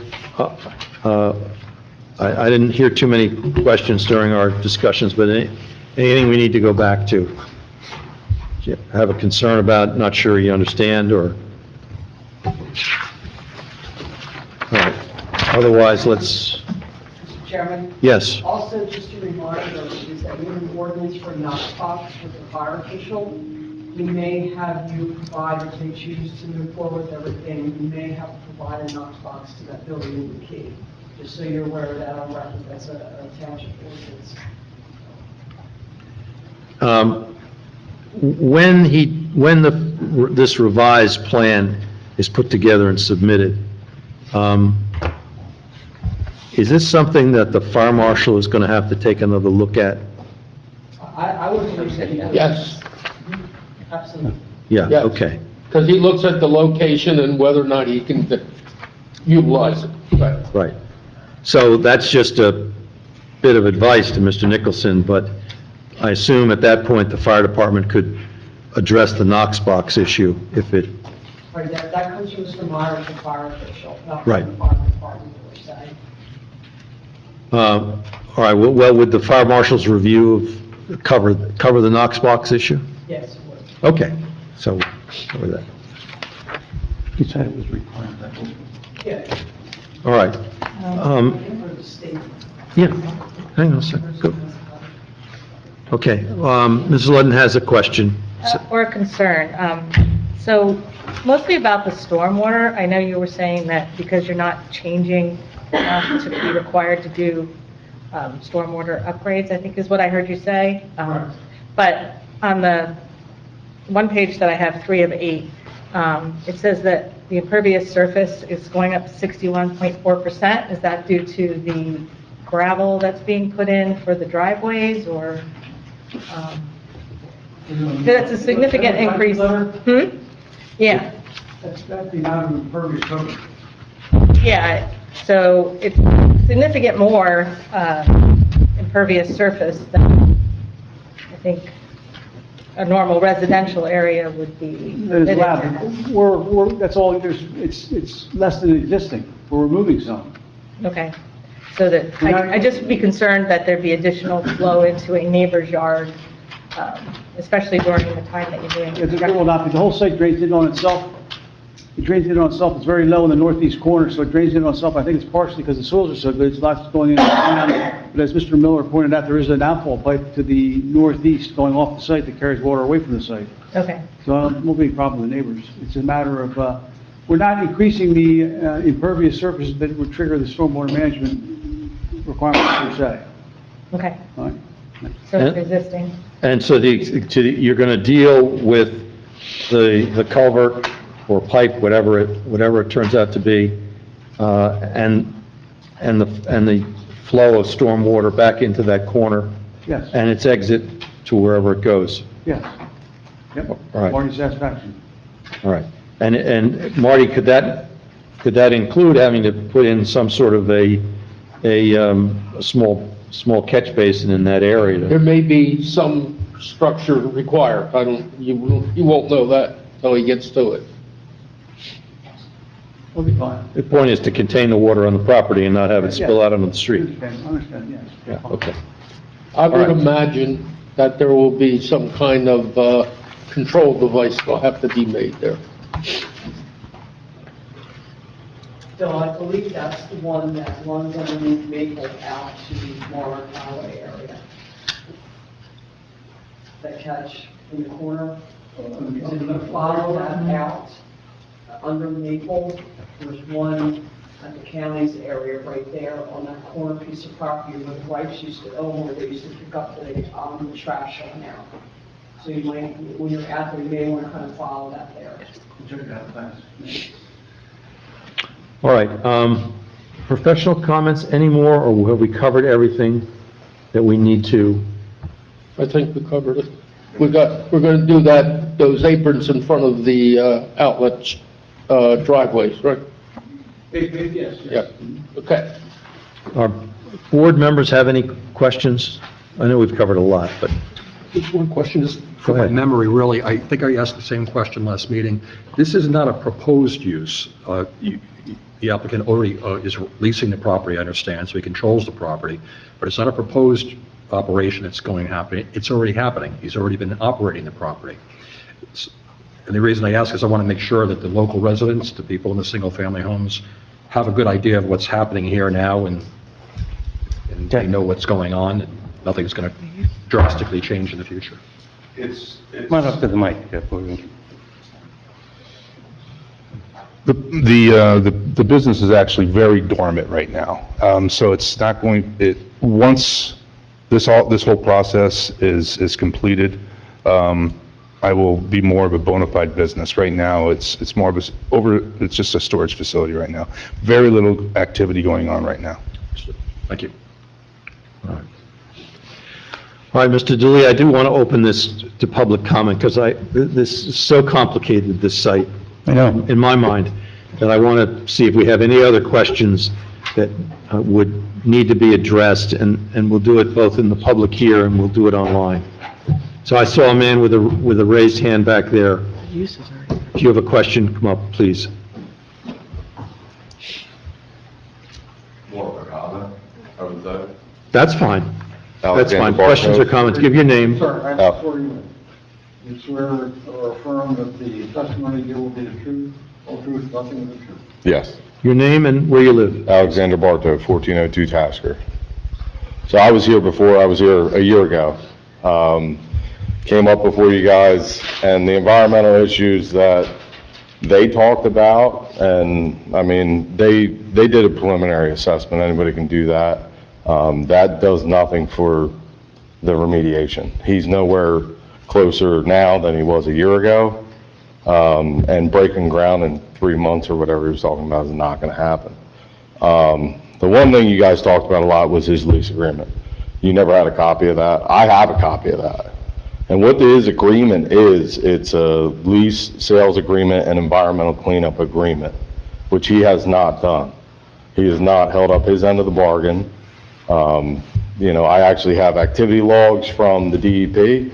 The only activity that's gone down in the last 2 years is me contacting them. So, as far as LSRPs are a dime a dozen, I mean, he hasn't even hired one, and it needs to be hired because they just got hit with a $12,000 fine from the DEP because of his lack of compliance, so. Who just got, you said they The just got? estate, the property. Okay. I'm sure they're not aware of that because they haven't talked to the DEP.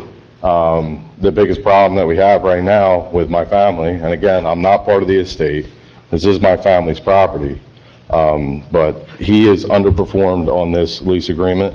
This lease agreement, if it wasn't tied up in this, we'll go to the county and they're going to see that he underperformed, he breached his contract, and we're going to move on. So that is where we're at, but as long as it's tied up here, I can't make a move over there. Well, this board can't get involved into your lease. No, and I Issues. understand that, but, this property served the community for, since the 30s. It needs to serve the community. I don't think what he's doing is serving our community. I don't think what he's done is help the property at all. He's diminished the value of the property. He's put it further into issues with the DEP. I just don't think that he's, out for the right things. You're going to make your decision, but, as far as I'm concerned, I mean, I don't think that this is the right move for Amesburg Township. I don't think it's right for any of the surrounding neighbors, what they've dealt with. I mean, you guys told him to get it cleaned up. He hasn't done anything. I mean, he hasn't even mowed the grass. It would take 20 minutes just to cut down all that, overgrown vegetation, stuff like that. I mean, he's supposed to be treating this like it's his own property, and if that's how he's going to treat the property, then I don't think it's for Amesburg Township. No, I hear your comments, and thank you for the comments. We can only ask him to comply with the requirements that we put in, and he's promised to do that, and he will either honor those promises the next time we are appearing, or his application will be denied, and that's all that this board can do. Kathy, at the last meeting that they were there, you mentioned there was stuff that needed to be cleaned up. Has that happened? So I guess it's been a couple of months since I contacted Mr. Livingston, and I did an email to him that was quite poignant, as you all well know how I am. So one of the things is that, no, it wasn't cleaned up. And as stated, is that in my email, is that I felt that if he was going to have this business here, and if this were to be approved, he should be a good neighbor in regards to the surrounding people that live here. At this point, I can't tell you that it's gotten worse, because that would be not correct, but it has gotten better. I guess, and what he had stated to me in the email, he did state this evening that business is extremely slow. I have kept a watch on it, and there has not been much activity. To Chris's comment is that there was activity, as we all know. And that's where this came from, was from my violation. So what he's stating is true. It is extremely slowed down. It's not there. But with that said, is that at that point then, if the business is slow, then the property should be cleaned up a lot more than it is. Because these residents have to look at this property.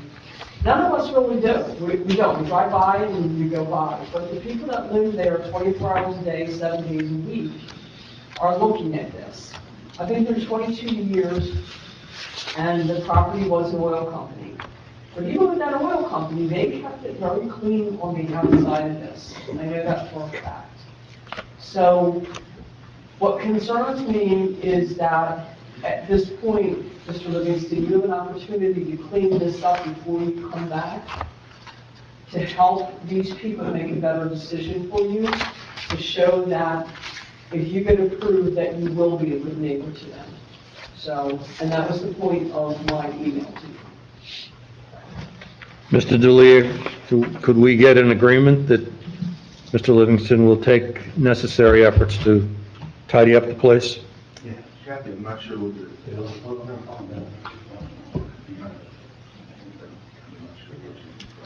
You just gotta take some of that stuff and put it in one of the buildings for all I care.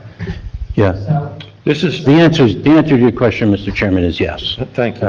I know that he, Wasn't this brought up last time, and there was Yeah. pictures? I was just gonna say that. Sorry if I interrupted. No, I interrupted you. I'm just gonna say, this is not the first time Right. this issue has been brought up. it's not the first time, and there was, as you said, there was some cleanup done. I thought there was more. And as I just stated, it's not any worse. No, I know, but it was brought up before. It will not be brought up again. Thank you. Now, question is, how much time do you need to get this done? Sir? Your own regulations require the press about the plan 1 month in advance, correct? Yes? Well, we can get them done within 1 month, and So- so obviously we're looking at March meeting. Not February, obviously March. Mr. Taylor, how's that fit in terms of your review? I mean, if we can get the plans 30 days in advance, that's the board's policy, that would be sufficient for us to do the review. Mr. Nicholson can get them submitted. So we're looking at a March, February submission and putting on the calendar for March. February, makes March good, yes. Well, if you have the data, that March, March 10th. This does not have to be renoticed. Mr. Kingsbury, I'm assuming? No, it not have to be renewed. All right. Is that agreeable then? The answer to your next question, Mr. Kingsbury, is yes, we do consent to the time for approval. Yeah, it's fine with us. Okay. All right, and you've jumped ahead to the last question, so we have that. Board members, does anybody have any closing comments on this, or can we close this for tonight and adjourn it and move on? Just one thing, I always want to make sure that there's on the record. The meeting is being continued, this application is being continued until March 10, 2025 at March? Oh, I wrote down 10. At 6:30. At 6:30 PM, and this is your only notice, you will not get any further notice in the mail or in the paper. Took the words right out of my mouth. Can I just make one more suggestion with regards to the selection of trees that are on the plan? I think maybe I brought it up before, but we could replace those Leland cypress trees as they are, you're removing some very significant established trees from the property that are currently doing good things for the environment.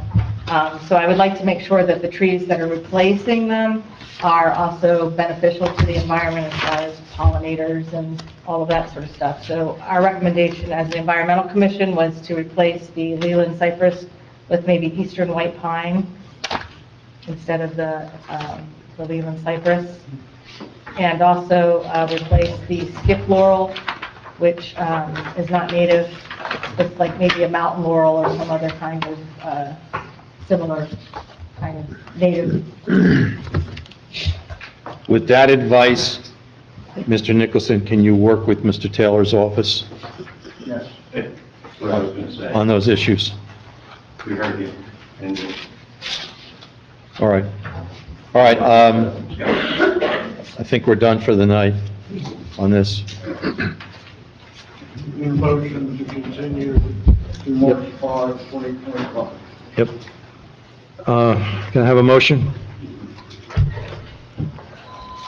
A motion to continue. Continue to March 5, 2024, at 6:30. 2025, thank you, at 6:30. Roll call? Did someone make a motion? I did. Yes. Karen did. Yes, Ms. Forty made a motion. Bradley. Mr. Bradley seconded it. Thank you. And take a vote, please. Mrs. Tordey? Yes. Mr. Bradley? Yes. Mrs. Lim? Mrs. Lund? Yes, sorry. Mayor Gilmore? Mr. Tracey? Yes. Mr. Rodriguez? Yes. Mr. Murphy? Mrs. Costa? Yes. Sorry. And Mr. McDonald? Nothing could be done. Yes. Thank you. All right, do we need to take about a 5-minute break? Yeah. Yes, please. Yes, so we'll break for 5. Your comments are good. Thank you. I have a part-time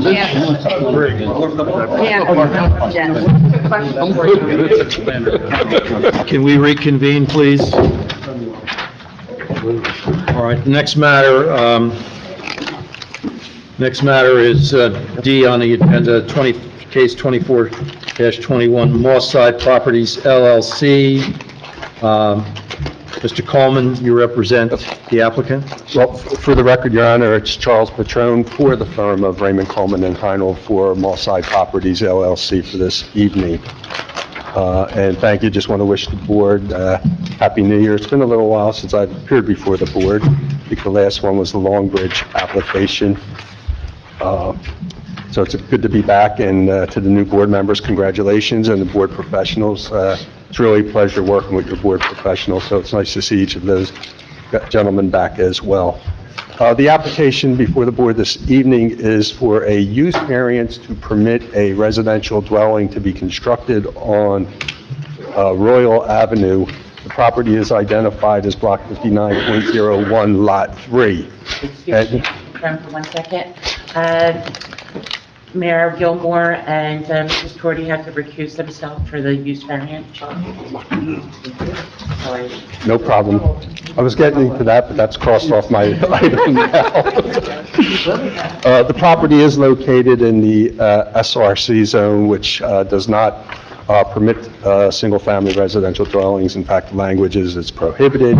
I always go by, if a use is not permitted in a particular zoning district, I go with the standard that it's, prohibited.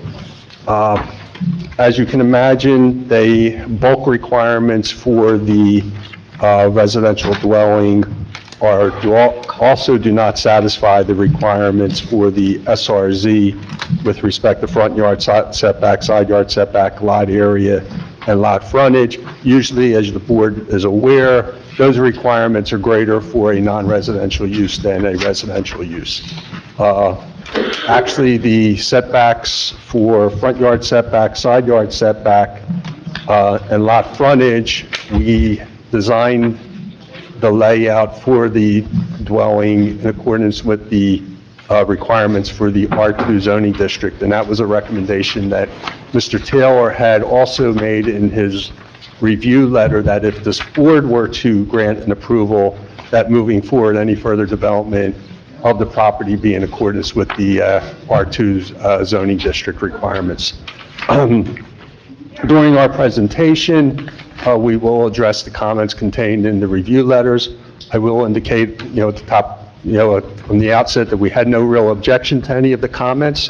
We will submit the grading report that the board engineer has requested. Some boards are different. Some require it as a condition of an approval. Other boards have it as a condition of the permitting process. So we are agreeable to either condition that the board may impose with respect to the grading plan. The only item that we will request is a waiver for sidewalks along the frontage of the property, and my witness will address that request during his testimony. So at this time, if I can have my witness sworn in. Raise your right hand, please. Swear or affirm testimony you will give truth, whole truth, nothing but the truth. I do. And if you can state your name for the record and spell your last name, please. Anthony Simpson, SYMCZYK. And you're the managing member of Mosside Properties LLC, the applicant here this evening? Yes, I am. You're also a resident of Hainesport? Yes. Just are you in proximity to the property in question? I live a block away from the property. I live over 50 years. You're on Princess Avenue? Could both of you sort of split that podium in half and share the microphone? Sorry. That's okay. You just move a little closer to the microphone, sir. So you're familiar with the area? Oh, absolutely. Okay. And is the proposed dwelling for you and your wife? No, it's for my brother-in-law and sister-in-law, Cheryl and Donald Platt. And they're actually residents of Hainesport as well? They have been for years, yeah. And they actually currently reside on Royal? They did, they sold their house, so they're temporarily living with my brother-in-law. And if you can describe the property, Block 5903, Lot 3. It's a vacant lot. It has 100 feet of frontage on Royal Avenue and 125 feet depth, 12,500 square feet. So it's roughly 30% of the 40,000 square foot requirement for a lot area in the SRC zone? Correct. Okay. Could you discuss either now or at an appropriate time, the development, if any, of the surrounding lots on that block of Royal Avenue? The development in years past of what happened? Where it sits right now, if I were to go there now, what would I see? Mr. Chairman, that was the next question I was going to do, and we were going to make reference to Exhibit A1 that I distributed during the board's break. Tax map. The tax map that includes Block 5901, Lot 3. Sorry to interrupt. Go The ahead. property in question, subject to the application, is highlighted in yellow. I provided a copy to the board's professionals and Kathy and Paula as well.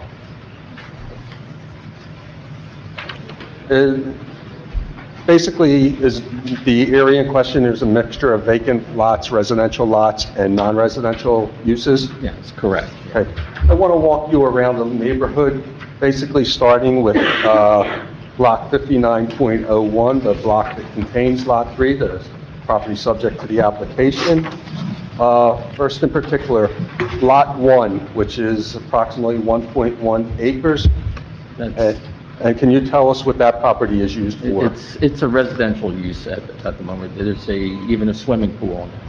And that's basically the largest lot on Block 59.01? Correct, yeah. Okay. And lots 4, 5, 6, and 7, They're vacant lots, undeveloped, wooded. And they range from 25 to 50 feet in width? Correct. So again, smaller lots, smaller than actually the lot in question? Correct. Okay. And Lot 8, is that used as a land use? Yes, that's a residential property. Okay, again, single family? Correct. Rancher or two-story? A raised rancher, correct. And lots 10, 11, and 12?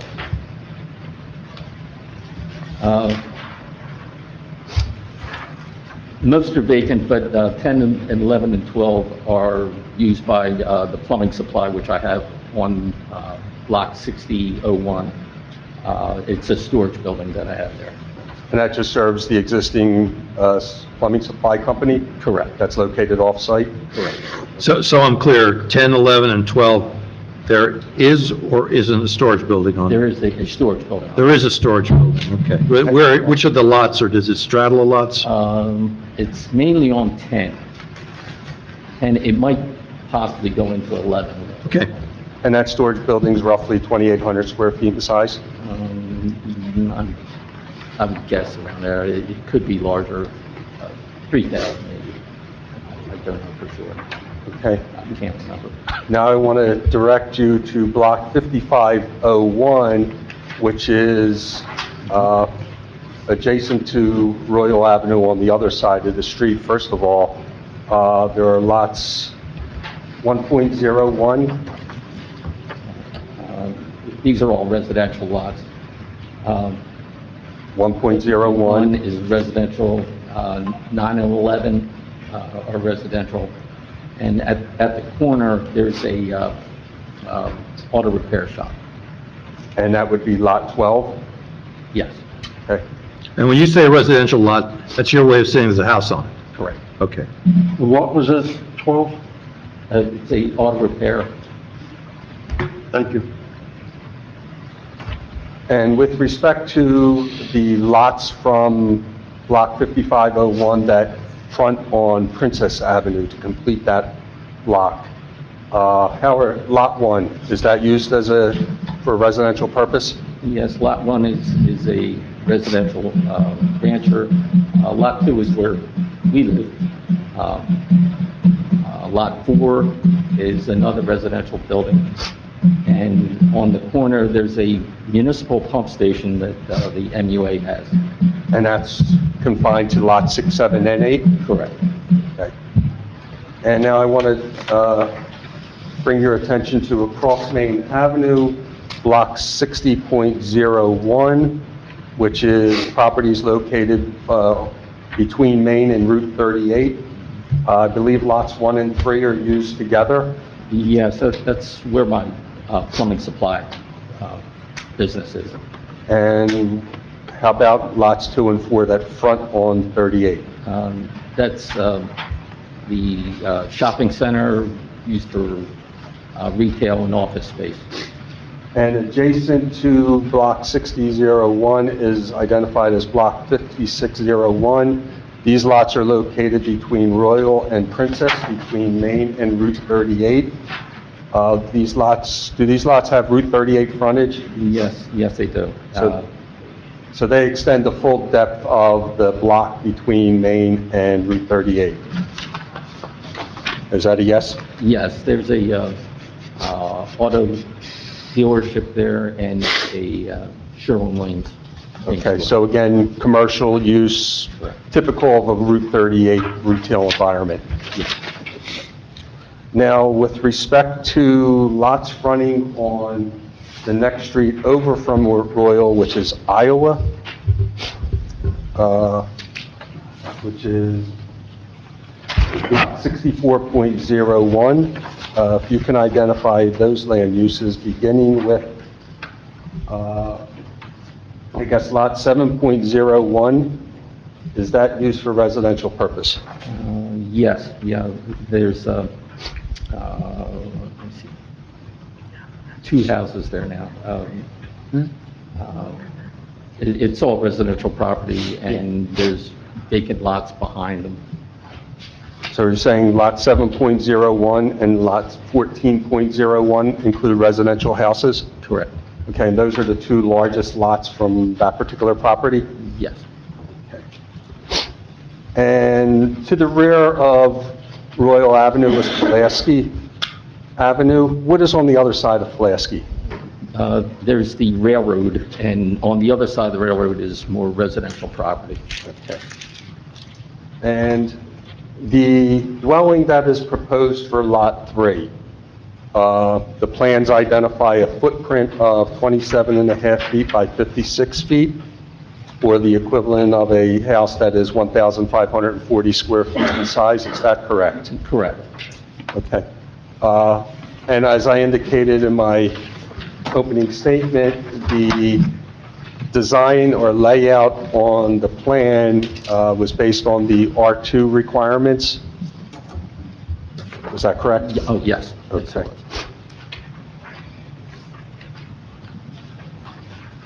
So that although the front yard setback, which is proposed, is 30 feet, which does not satisfy the SRC zone, it does satisfy if this was under the R2 requirements, correct? Yes. Same thing with the side yard setback of 15 feet? Correct. And lot frontage of 100 feet? 100 feet. Okay. And obviously, rear yard setback is also satisfied? Yes. Okay. So the only thing that the property does not satisfy with respect to the R2 requirements would be the 15,000 square foot requirement. And as you indicated earlier, the lot area is 12,500 square feet? Yes. Okay. I want to address certain of Mr. Taylor's review comments as it relates to the application. Mr. Taylor commented with respect to off-street parking and the shed location. Do you have any problems with relocating to the shed to comply with Mr. Taylor's recommendations to provide a 10-foot side yard setback and a 10-foot rear yard setback for the shed? That's fine. Okay, and the shed's about approximately 150 square feet? Correct. Okay. And as for off-street parking, the plan currently provides for a driveway, and as Mr. Taylor correctly identifies in his review letter, the driveway shown on the plan would support one parking space. My understanding is the number of bedrooms for the dwelling is proposed is three. Three. And under RSIS standards, I believe the requirement for off-street parking spaces for a three-bedroom, single-family house would be 2 parking spaces. If you have any objection to extending the driveway or enlarging it so that 2 vehicles can park off-street? No, that's fine. Okay. It makes sense. Okay. Mr. Taylor also asked us to quantify the impervious coverage proposed for the property. Utilizing the R2 standards, a single-family dwelling lot or use is permitted an impervious ratio of 27% based on your ordinance. And for a 12,500 square foot lot, that equates to an impervious coverage amount of 3,375 square feet. I believe my math is correct. We've already testified that the footprint of the house is 1,540 square feet.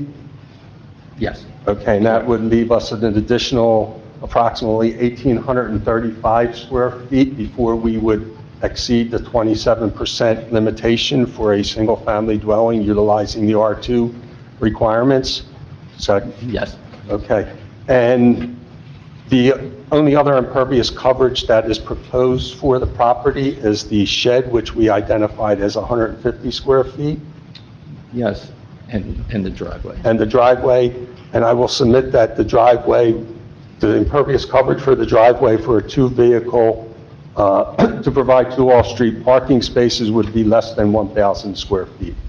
So I think we're below the 27% impervious coverage for a single-family dwelling utilizing the R2 standards. Correct? Correct. Thank you. So no other improvements are proposed other than what we've just testified to. Do you have, I know we don't have building plans yet for the dwelling, but can you describe the type of dwelling that's proposed? Is it going to be 1-story, 2-story? 1-story, 3-bedroom, small rancher. Okay. And basically your sister-in-law and brother-in-law are downsizing? Correct. Okay. So this provides them an opportunity, as empty nesters, to go from a larger house with more maintenance responsibilities to something more beneficial for us citizens as we age gracefully. Yes. You will provide floor plans for the house, though? Sure. We will provide, yes. Okay. Are there any wetlands on the property that are impacted? No. Are you aware of any wetlands in the area? No. Sidewalks, you're requesting a waiver to provide sidewalks along the frontage of the property? Yes, there isn't any other sidewalks on the road, on any of the roads around there. So none of those streets that your council talked about when he went over the lot inventory, none of them have sidewalks? None of them. Mr. Taylor also identified the requirement that street trees be planted every 50 feet. Any objection to that? No objection. Any objection to compliance with the recently adopted Hainesport tree ordinance? With respect? No objection. So we'll comply with that ordinance as well. All right, and street trees would be subject to consultation and agreement with the Mr. planner? Taylor. Absolutely. Mr. Taylor also identifies an existing chain link fence that is on the northern property line. Is that your fence? No, it isn't. It's the neighbor's. The neighbor, the residential dwelling with the swimming pool, lot 1? Yes. So, but it may, I'm not sure if it is actually encroaching onto the property or not. There was a dispute when the surveyor marked it out. He wasn't sure exactly how close it was. You can see it on the map. It It may starts- stagger the property line? Possibly, yeah. But it's clearly not your fence. It's not? No, it's not mine. And do you know the height of that fence? It's, I'm going to guess about 40 inches. And are you aware of any drainage problems or issues in the area? No, the ground, the percolation is good. It's all sand. So no There's- drainage there's problems? And and as I represented initially, you have no objection to submission of a grading plan? That's not an issue. Okay. Why a residential use for the property? It's, first off, the lot size is too small to develop it as a non-residential property with the zoning. And I think it's more feasible, or it fits in better with the rest of the neighborhood. Especially with residential dwellings on the other side of Royal? Around it, across the street to the side, it's more of a residential lot. Do you think the residential dwelling is more appropriate with respect to the road pattern and the neighborhood? Absolutely. It's definitely a residential neighborhood. It's got a residential feel to it? Correct. Okay. And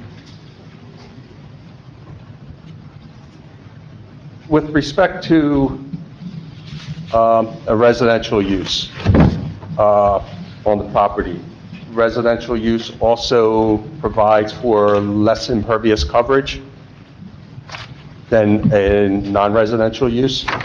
Oh, sure. The size of the building on a non-residential use would be much larger. You're looking at a parking lot, parking space, the impervious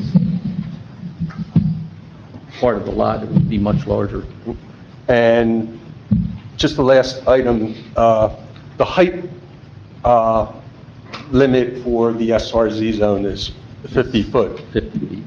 And obviously greater than the 35-foot height that's normally associated with residential zoning. But in our present case, being a one-story, we're even going to be lower than the 50-foot height, Yes. or even the 35-foot height that would otherwise be permitted. With respect to a 50-foot tall building, do you think that would have more of a negative impact to the surrounding land uses, especially the residential use located on Lot 1, as well as the 3 residential uses located directly across the street on Royal? It would almost look out of place with a 50-foot tall building, that's for sure. And that's only has a front yard setback requirement of 50 feet, so it's not even placed further into the lot, that much greater than a single-family dwelling at 30 feet. Mr. Chairman, I have no further questions for my witness. Counsel, I just have a couple. Yes, Yeah, sir. and you may have covered these, but I didn't, my notes don't reflect it. I'm trying to absorb everything. If you go to the Alimo letter of December 31, 2024, do you have that? Yes, sir. And there really are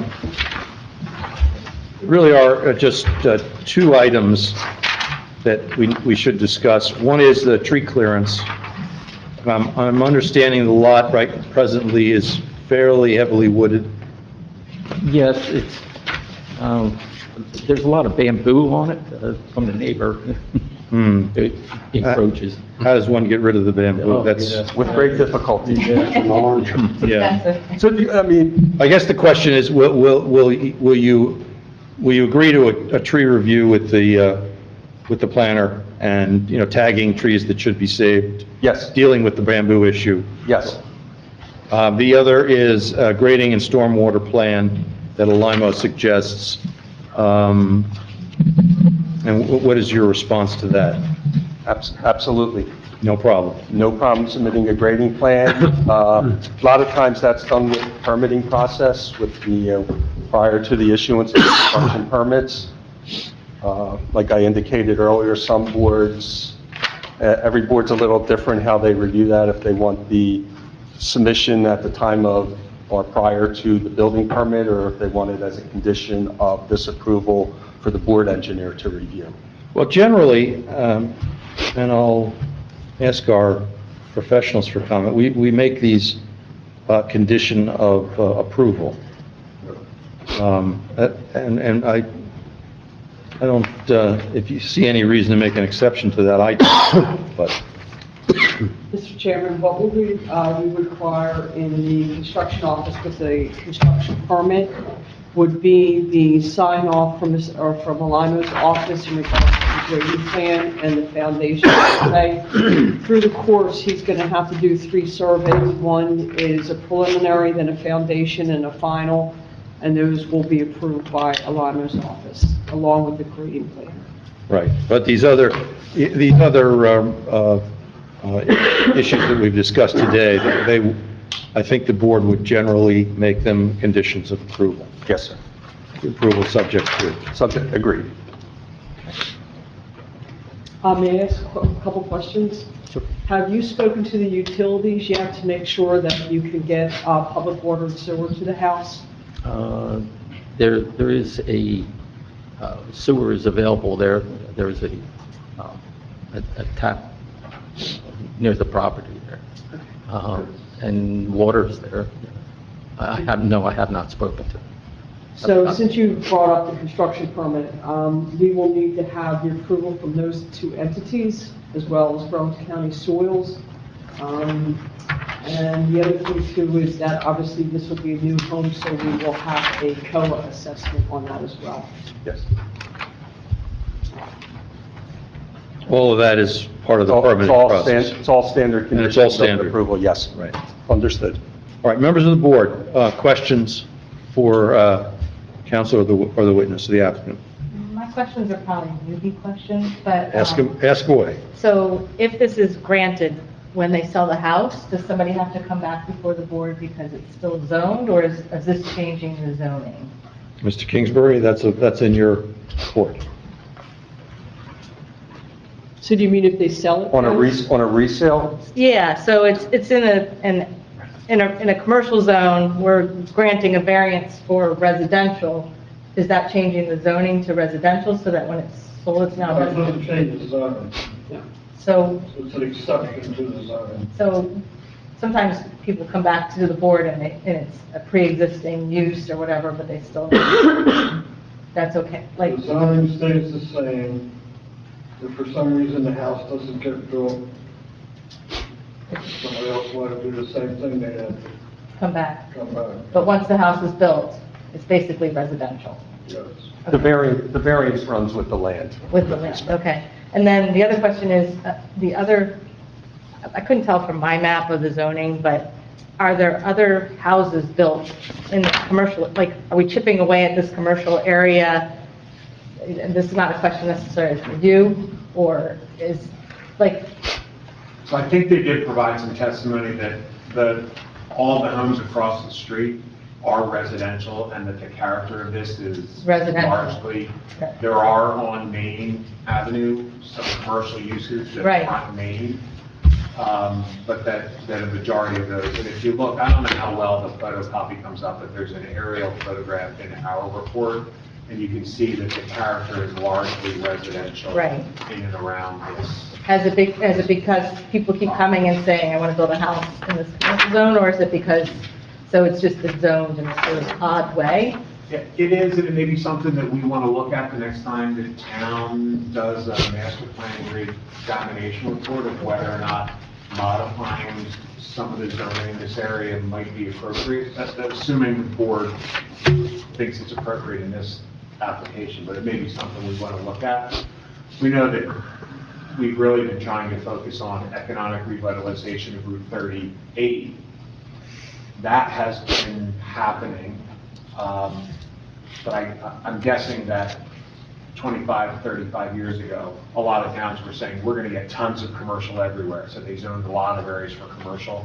I suspect that probably played a role. And we just didn't. And the likelihood of that happening, especially on small parcels like this, having someone come in to assemble numerous of those to have any meaningful commercial site removed from the state highway probably pretty Very unlikely. unlikely, yeah. Yeah. And then my next question is about the little teeny lot that's next to it. Is that also owned by you? Yes. Um, Okay. You own lots 4, 5, and 6? Correct. And do you have any intentions of doing anything with those lots or Don't know. saving them for the deer?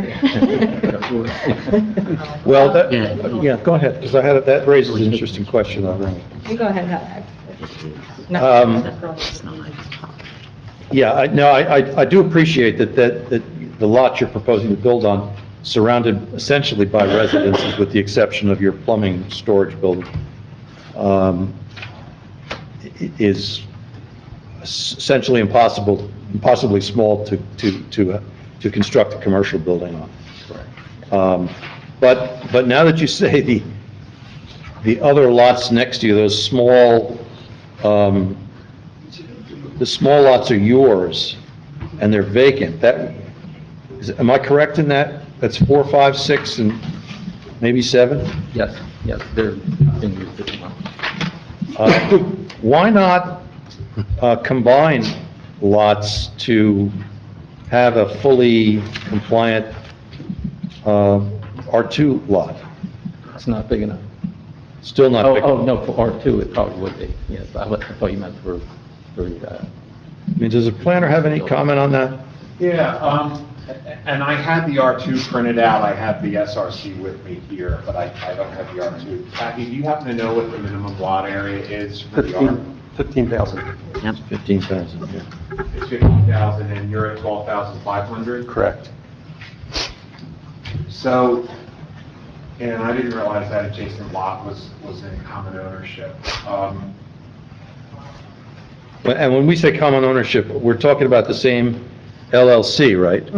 Correct, yeah. Okay, just so we're... So,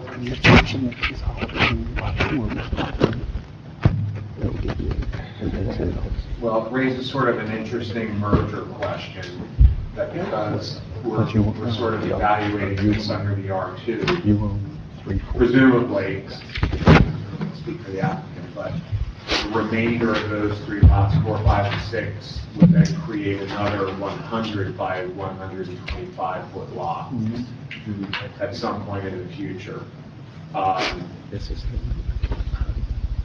This one here. Because it's a use variance, I'm not 100% certain whether or not the merger doctrine automatically applies to this. Doesn't apply if the lots were created by a subdivision granted by the board. Right. Either by a subdivision or by, but because of the narrowness of that, I think it's probably unlikely. 50-foot lot. 4 is a 50-foot lot, apparently. Is that correct? Four, I believe, is 25 foot wide, 5 is 50 foot wide, 6 is 25, and 1 is, and 7 is, or 7 is another 50, correct. or 100. The SRC technically requires 40,000 square feet, so even if all of those lots were joined, it would still be an undersized lot for commercial use in the SRC zone. But you could combine in theory lot 4 with lot 3 to make it comply more with residential. If he comes in to build a house on lot 4, I think he's gonna get turned down. Well, presumably, the downside here is if he adds lot 4 to this parcel, that leaves a remainder of a 75-foot wide lot. It would then be a very narrow lot. Is the lot width for R2 100? The lot width for our 100 by 150. minimum lot width of 100 feet, minimum frontage of 100 feet. So in essence, if we joined lot 4 with the current application, it would render lots 5 and 6 as a very difficult. But you own lot 7 too. They own 7. They own 7 as well. Yeah.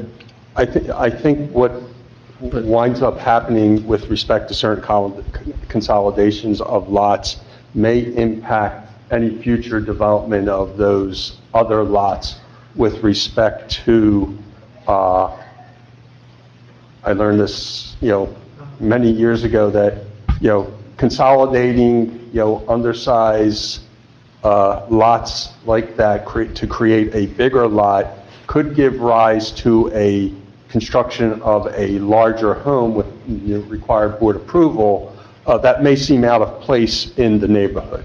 We've had that recently with lot 7.01, block 6401.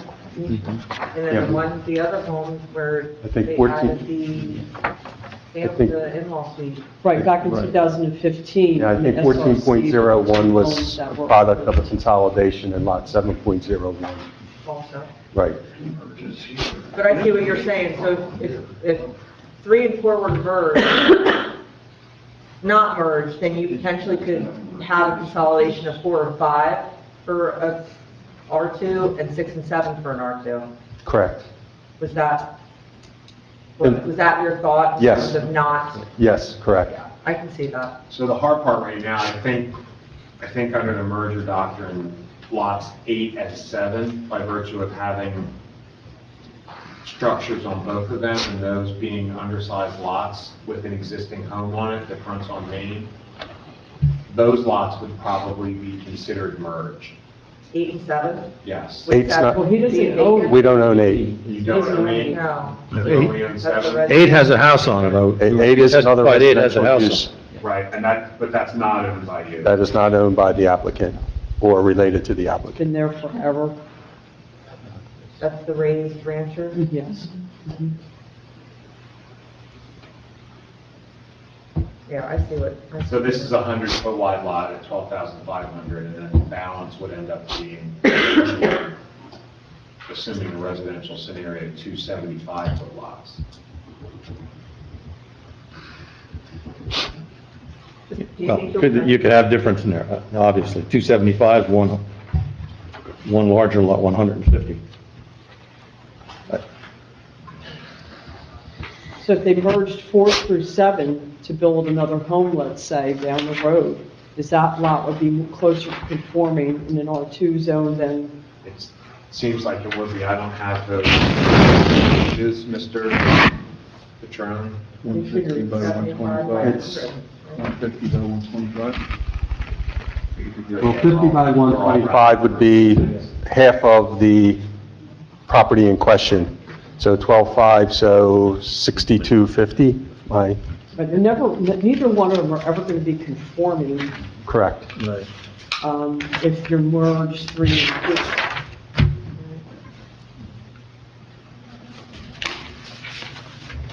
Yeah, it's 25, But if you merged 3 and 4 and a portion of 5, you would be slightly over.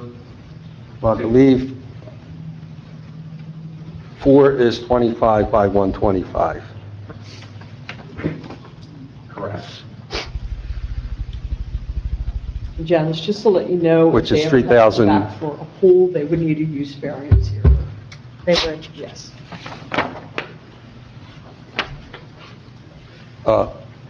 Any problem adding lot 5 and lot 4? That'll get you to the 50 over 1,000 feet. So if you just split them in half, combine them all, and split them in half, you got 125 by 125, 2 lots. Correct. Yes. That sounds like the right thing to do.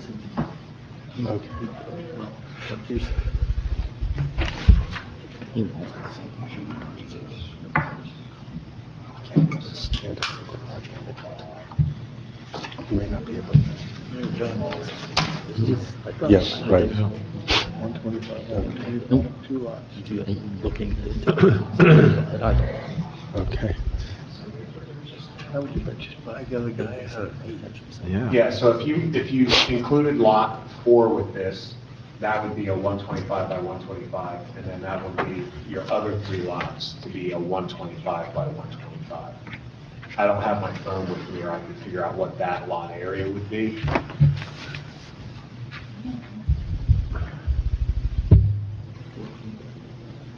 15,625 square feet. So by adding lot 4, we have just over a You've conforming lot, you've just reached the conforming R2 lot. R2 lot.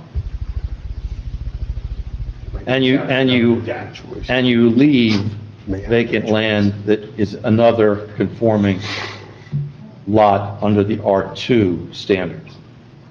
So you have two conforming, potentially R2 conforming lots. As opposed to having, well, one oversized and one undersized.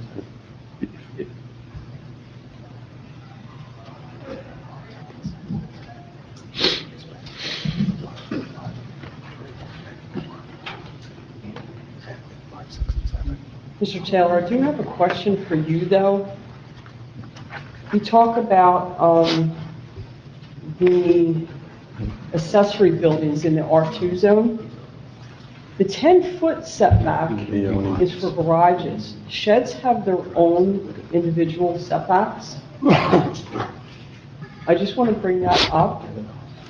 Okay. If it's 100 square feet or less, then it has to be 2 feet off the property line, and if it's 100 square feet or more for a shed, it has to be 5 feet. Okay. Yeah, So the 10 feet is for Only the for garage, garages. so I just wanted to ask you if that's what you were referencing. Yeah, I was referencing the section under accessory structures, J. All right, well, Sheds has its own But- line item. But essentially, if the applicant's agreeable Agreed. to That's fine. Comply with the setback for shed the R2, under the R2, yes. Right, as long as when you come to me, you meet those setbacks, then I will be okay if they're approving because obviously sheds aren't allowed. Right. So see, if it comes in at 150 square feet, I can make sure that you meet those setbacks for the R2. Are you okay with that, Mr. Taylor? I am, and I apologize, I didn't realize, we saw the accessory structure thing that had the 10-foot setback, because as you know, you normally handle all the single-family Correct. accessory stuff. I mean, Mr. Taylor's review letter actually recommends that if this board were to grant the approval for the residential dwelling, that moving forward, the R2, that the board also condition any future improvements under the R2 zoning requirements. And that way, if there's a minor building addition, if there is a swimming pool or anything else that fully complies with what the R2 would be, they wouldn't have Okay. to come back to this board for an expansion or for an amended D variance. So that'll be put in the resolution then? That was the recommendation if the board were to look favorably upon it. I would, The yeah, question it makes now it is- easier. We don't want them coming back for. Yeah, No, that's ridiculous. agreed, that's why I was suggesting that. So the question now would be, does the board want lot 4 added so it's a conforming R2 in terms of lot area, and still not have enough depth? And then that would leave the remainder 15,000 square foot parcel. Not to throw a wrinkle or a monkey wrench in, I know what you're going to say, a crystal ball just lit up. I don't know. It knows lot 4, so you can't add it. That is part of it, but also that the owner of Lot 8 has expressed an interest of purchasing Lot 7 to add to his lot, to make that lot more conforming with respect to lot area. And if that were to happen, it may be better off to leave 4 as its own lot and not consolidated with Lot 3, so that it would, provide the additional area of, because 3, 4, and 5, you're dealing with 2 25-foot wide lots and 1 50-foot wide lot. But if those... Just to be forthcoming with the No, I board. understand that, but if those discussions don't come to fruition, then the board is potentially faced with applications for 2 75-foot wide lots. And How close are those discussions with the neighbor on lot 8? I'm pretty sure he wants 7. assume he buys 7, that leaves you 4, 5, and 6, which is what? 100 50, feet. 100 foot, it's a slightly smaller. It would be the same size as Lot 3, 100 by 125. Right. So in the back. Maybe. Something was filled out. I mean, as it stands, I mean, with respect to the current zoning, any proposed development of 3, 4, 5, 4, 5, 6, and 7 would require, again, a use variance application. And The owner of lot, if he were to buy lot 7, does he realize that he'd have to come here because it's in the SRC zone? That's going to make a difference as well. The reason is that if he doesn't realize that and he thinks he can buy that and put his swimming pool and all the other things, and I'm going, you're going to the board.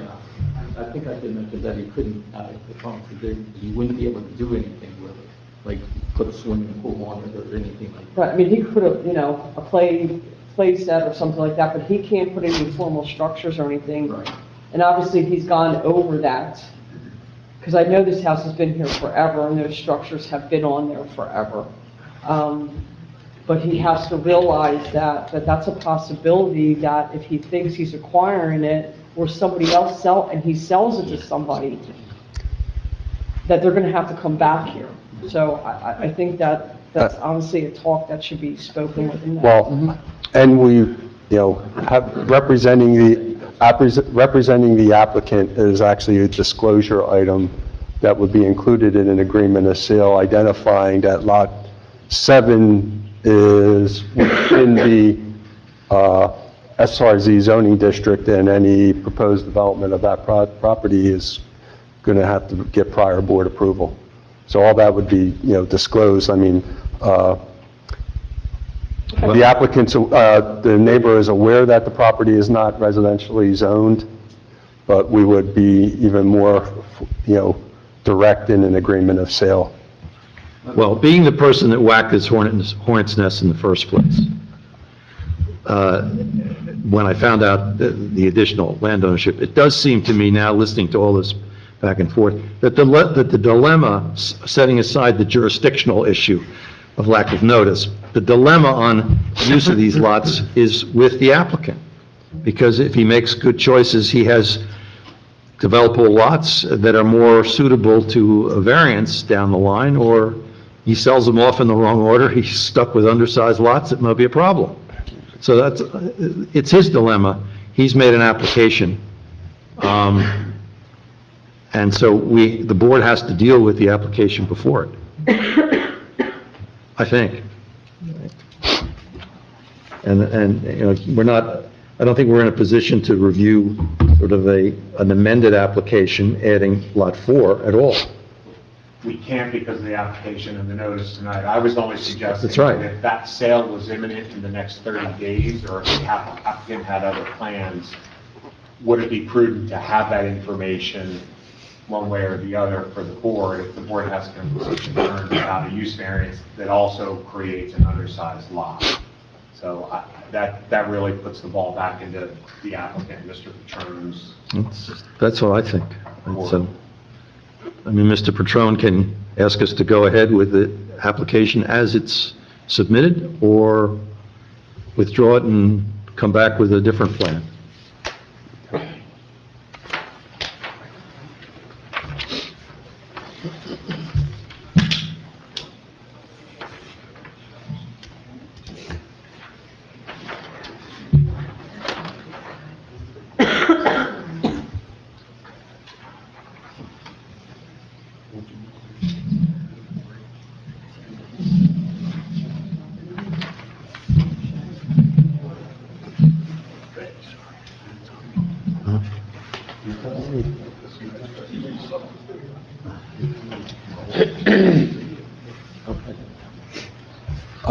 Mr. Chairman, we would like the board to take action with respect to the application that's before tonight for Lot 3. That's fine. That's what I thought you would say. Doesn't surprise me.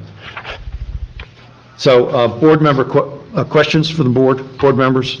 that we haven't covered, now that we've fleshed out all the little details? Only because I do this stuff for a living, as an appraiser, highest and best use. And I talked to the applicant and say, you own 4 lots here. Lot 3 by itself is undersized, 12,500. But you also own lots 4, 5, 6, and 7. And the obvious thing is, well, why include lot 4 in it? You have a slightly over the 15,000 square foot limit. You have 15,625 square feet. However, knowing what I know, I say, well, if you combine all the lots 3, 4, 5, 6, and 7, all together, you have a total of 31,250 square feet. You divide that by 2, and you have 2 lots that are both slightly over 15,625. So that would be an application for 2 conforming lots, as opposed to coming to us and saying, we want 1 undersized lot, and in the future, lots 4, 5, 6, and 7 could be a slightly oversized. Why not? So who knows why these lots get cut up the way they do on paper years ago? We had this is deja vu. If a lot of you remember, we had an applicant before us 2 months ago, and he came to us with he had a house on a conforming lot, 18,000 square feet, minimum's 15,000. He said, well, it's over, and I want to cut this in half and have 2 non-conforming lots. And we ended up saying no to that because it wouldn't be fair to a lot of other people in the township who are conforming to the zoning in the area. So my question is, why not add all the lots together? Forget how they're cut up now. You have a total of 31,250 square feet. If you cut that and come to us with a proposal, I want 2 lots. Each of them are slightly above what the required 15,000 square feet. It's just a question. I'm not trying to make a statement here. I'm just saying, why not have 2 conforming lots as opposed to 1 non-conforming? Well, they would only be conforming utilizing the R2 zoning requirements. Right. The property still is subject to, a lot area requirement in the SRZ zone of 40,000 square feet. Yeah, I think a lot of us up here, though, are saying, though, it probably should be R2 zone. I won't argue with you on that, but unfortunately, the zoning district boundaries are what they are. And, it would have been nicer if the ordinance, when adopted, included, lesser uses, including, residential uses based on the size of an existing lot. But we did not have that luxury with respect to, I think the applicant would rather proceed the way it has filed the application, and as it has been in discussion with a neighboring property owner with respect to tying his hands as to whether or not Lot 7 is eventually going to be purchased by the owner of Lot 8, and then which case then, it would make perfect sense for, because of their existing widths, that 4, 5, and 6, if there was ever a future application that, one, it would have to come back to this board. I think the applicant is hearing the board quite well of their concerns over the size of the lot. And it would not be to the applicant's benefit to come to the board trying to develop 4, 5, and 6 piecemeal. Because we know where that would end up. But it may be more appropriate for, a streetscape perspective of, Lot 3 standing on its own. Hopefully, Lot 7 can be sold to the owner of Lot 8 to give you, again, a lot that is consistent with the size of Lot 3, and that would result in the leftover space of 4, 5, and 6 being similar in size to Lot 3 and the combined 7 and 8. And from a streetscape perspective, that may be, looking at it, the consistency would be there. Finished? That cover? Any other questions, please? Other board members?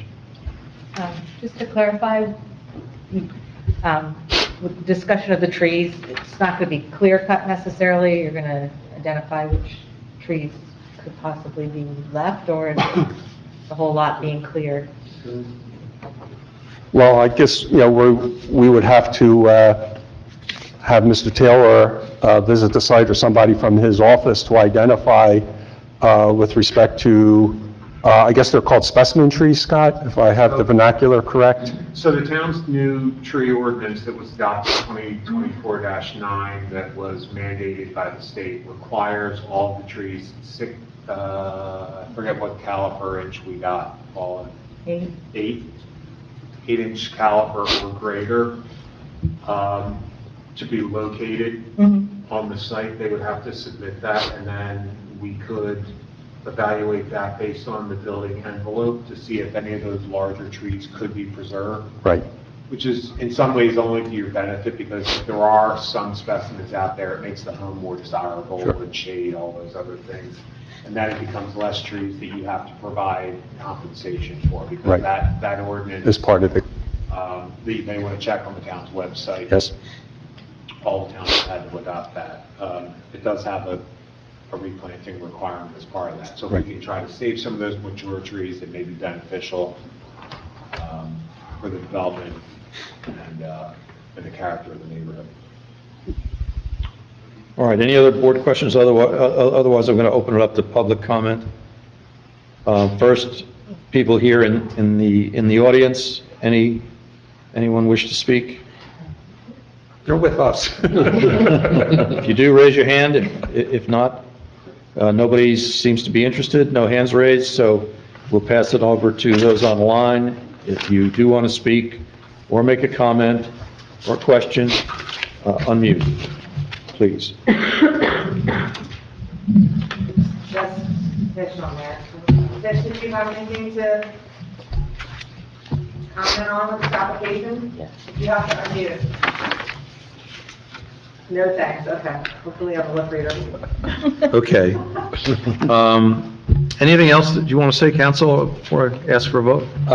No, Mr. Chairman, I think, presentation went in. I think, we thank the board for the opportunity as well as the board's consideration. All right. So, Mr. Kingsbury, we have an application for a use variance and bulk variance because the dimensions do not comply with the existing zone. And We need separate motions because the votes are different. So a use variance requires 5 yes votes in order to pass.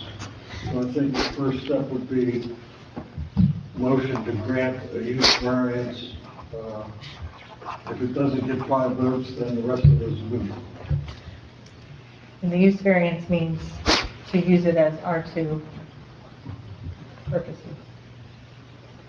the use variance, Any residential Any residential, use. okay. And then the second part Would be the those R2. bulk standards and the release, and the board could use the R2 as guidance.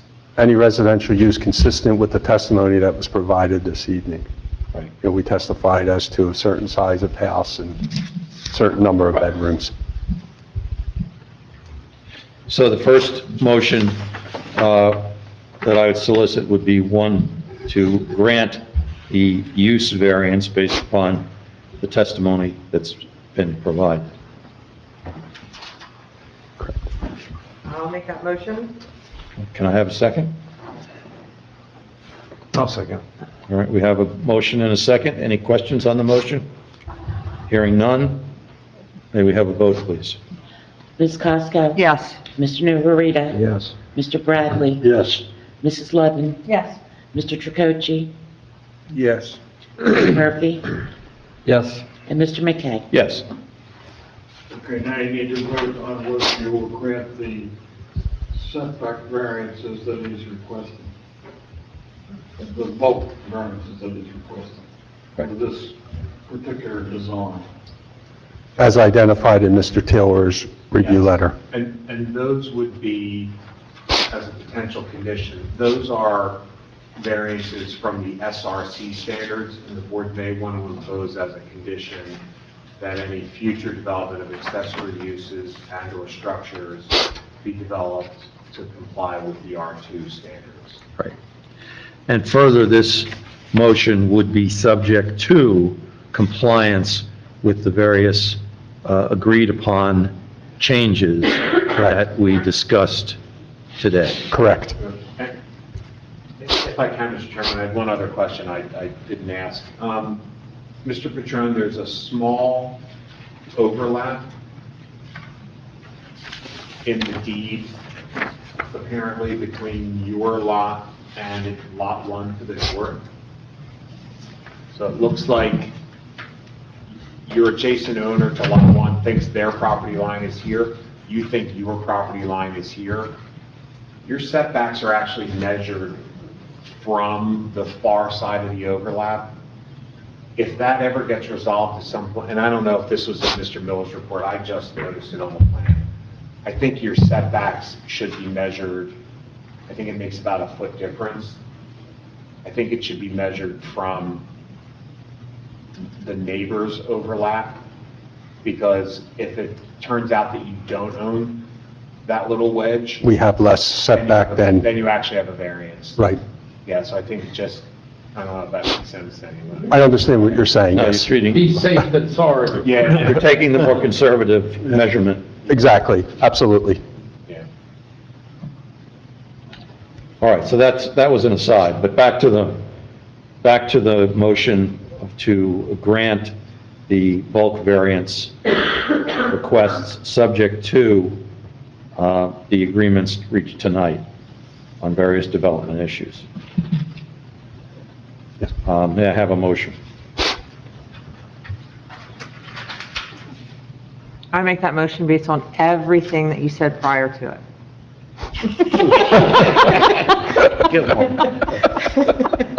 Could you restate them? No. My brain capacity is, That being said, can I have a second? Most people appreciate you consider that statement. yeah, I know. All right, second? I'll second. All right, Gus seconds it. Vote, please. Ms. Costa? Yes. Mr. Bradley? Yes. Mrs. Levin? Yes.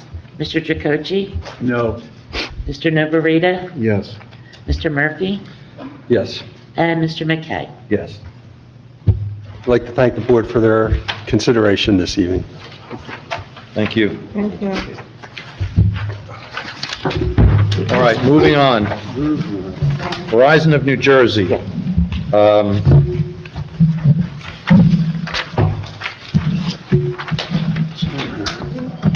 We have a resolution already drafted, Mr. Kingsbury? Yes. And can you just, but we need to vote on it.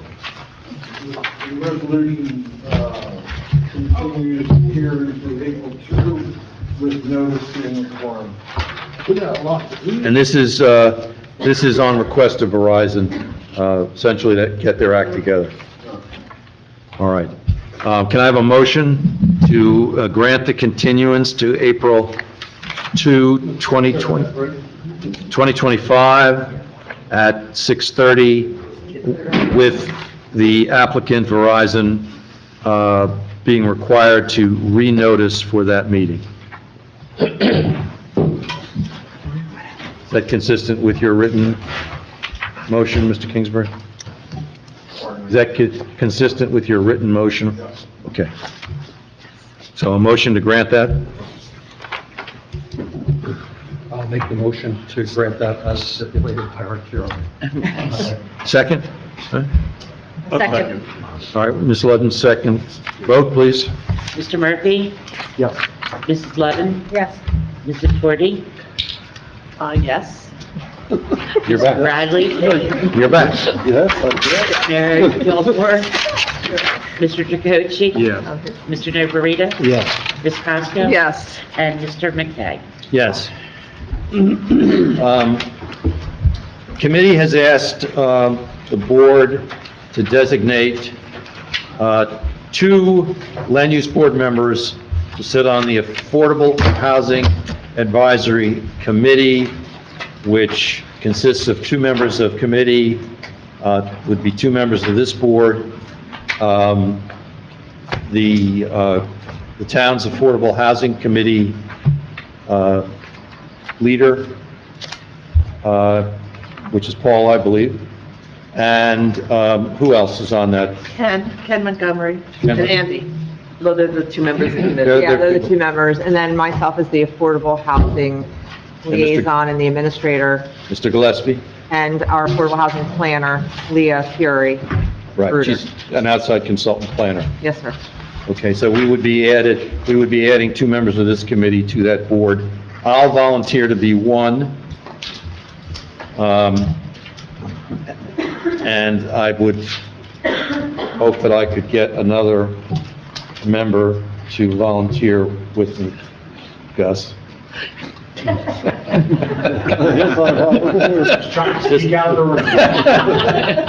was invisible. I guess the question is, does that person have to volunteer tonight, or can it be done by a phone call, over the course of the week? Is there any need that it must be done tonight?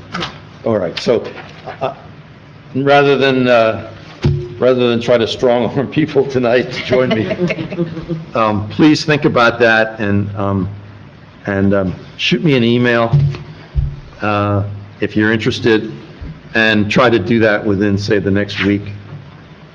Think about it, ask your wife or spouse about it, and then get back to me. Does it have to be, can it be an alternate member or just a? That's a good question. Probably not. Mr. Kingsbury, what do you think? Could it be the question is, could it be an alternate member that volunteered? I think Think it it's could be? just an advisory.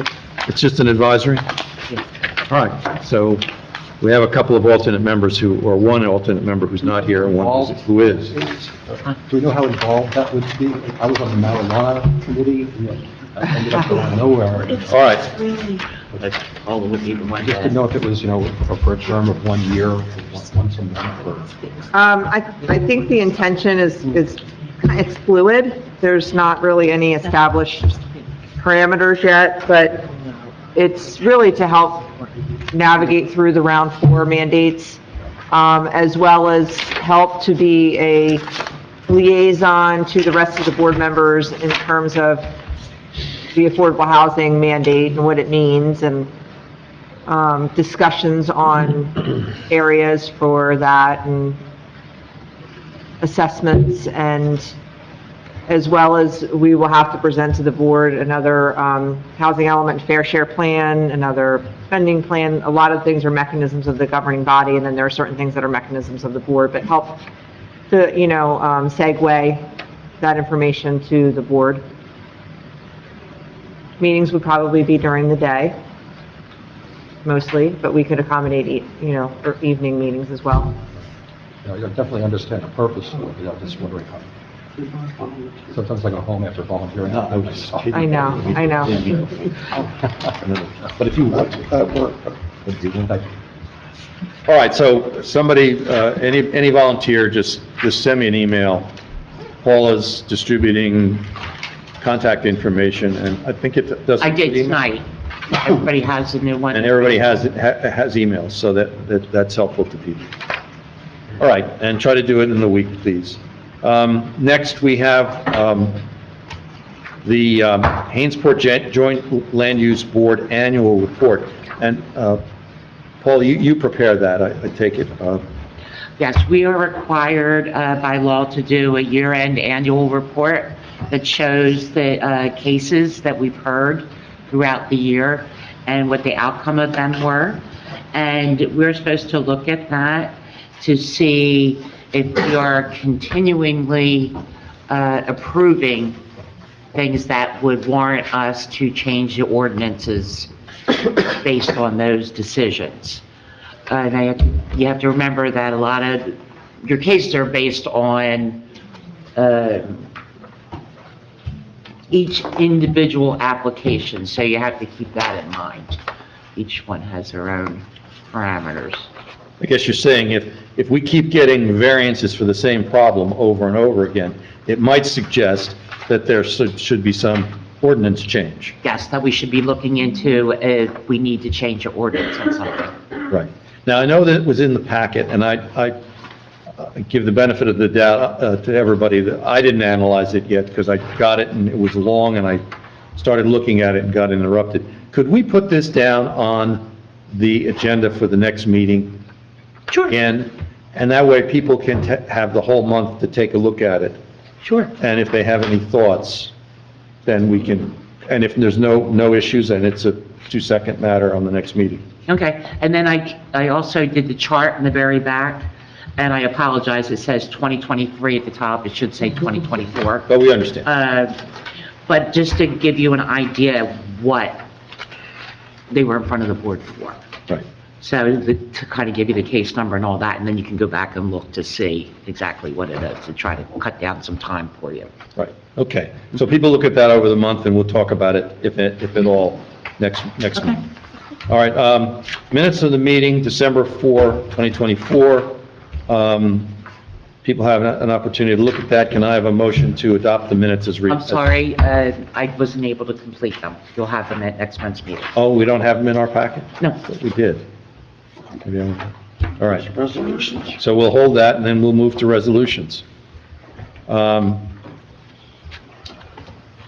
The annual report, given what we talked about before, can we relist that for next month?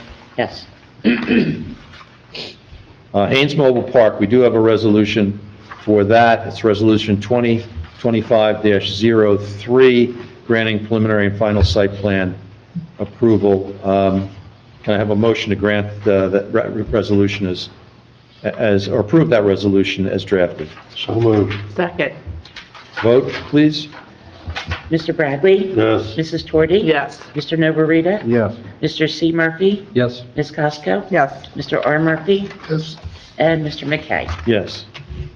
Next, we have the Palante resolution, but we're going to hold that off for a week or for a month. Mr. Kingsbury is still working on that. It needs to be perhaps fine-tuned a bit. The next resolution is 2025-05 Verizon. We've already dealt with that. Moving down, we're at correspondence. If there's nothing in particular that anybody wants to address in A, B, or C, then can I have a motion to receive and file the correspondence? So moved. Second? Someone? Second. Thank you. Vote, please. Mr. Bradley? Yes. Mr. Chakotay? Yes. Mrs. Torti? Yes. Mrs. Levin? Yes. Mayor Gilmore? Yes. Mr. Novarita? Yes. Mr. Murphy? Yes. Ms. Cosko? Yes. And Mr. McKay? Yes. Are there any professional comments? Not for me. Okay. Board comments? Anyone? Just want to say hi to Rick over there.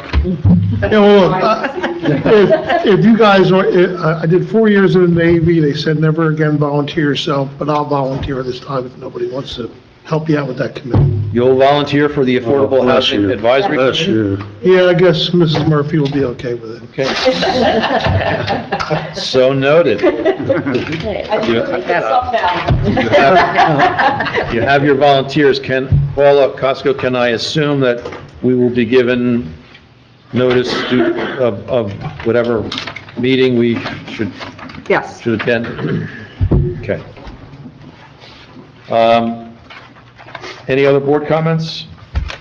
I'll just comment, thank you again for having faith in me to appoint me as and vote me as the chair. Try to do a good job this year. Marty, sorry to see you go. I know you're going to be shadowing your colleague for a couple of months, but we're sorry to see you go after so many years. It was great working with you, It's been a pleasure to serve for you guys. and you did a great job. Thank you. Thanks, Martin. Thank you. Other than that, This is a retirement party. you getting a retirement party? I hope they're giving you a retirement party. Anything else? I have a comment. Oh, Tish. Sure you can. Well, first of all, I'd like to welcome the new people that have come on board. I would also like to say I have a larger appreciation for Carla Tiger and making the minutes from all the comments that she does. She does a really good job with that. Here, here. I wish you all a happy new year and keep going. Thank you, Tish. Thanks, Tish. Happy New Year. Here for you. Can I have a motion to adjourn? Yes. Who was the yes? So moved. All in favor? Aye. See you next month. Well done. Very well done. Nobody can do it like you, Tom.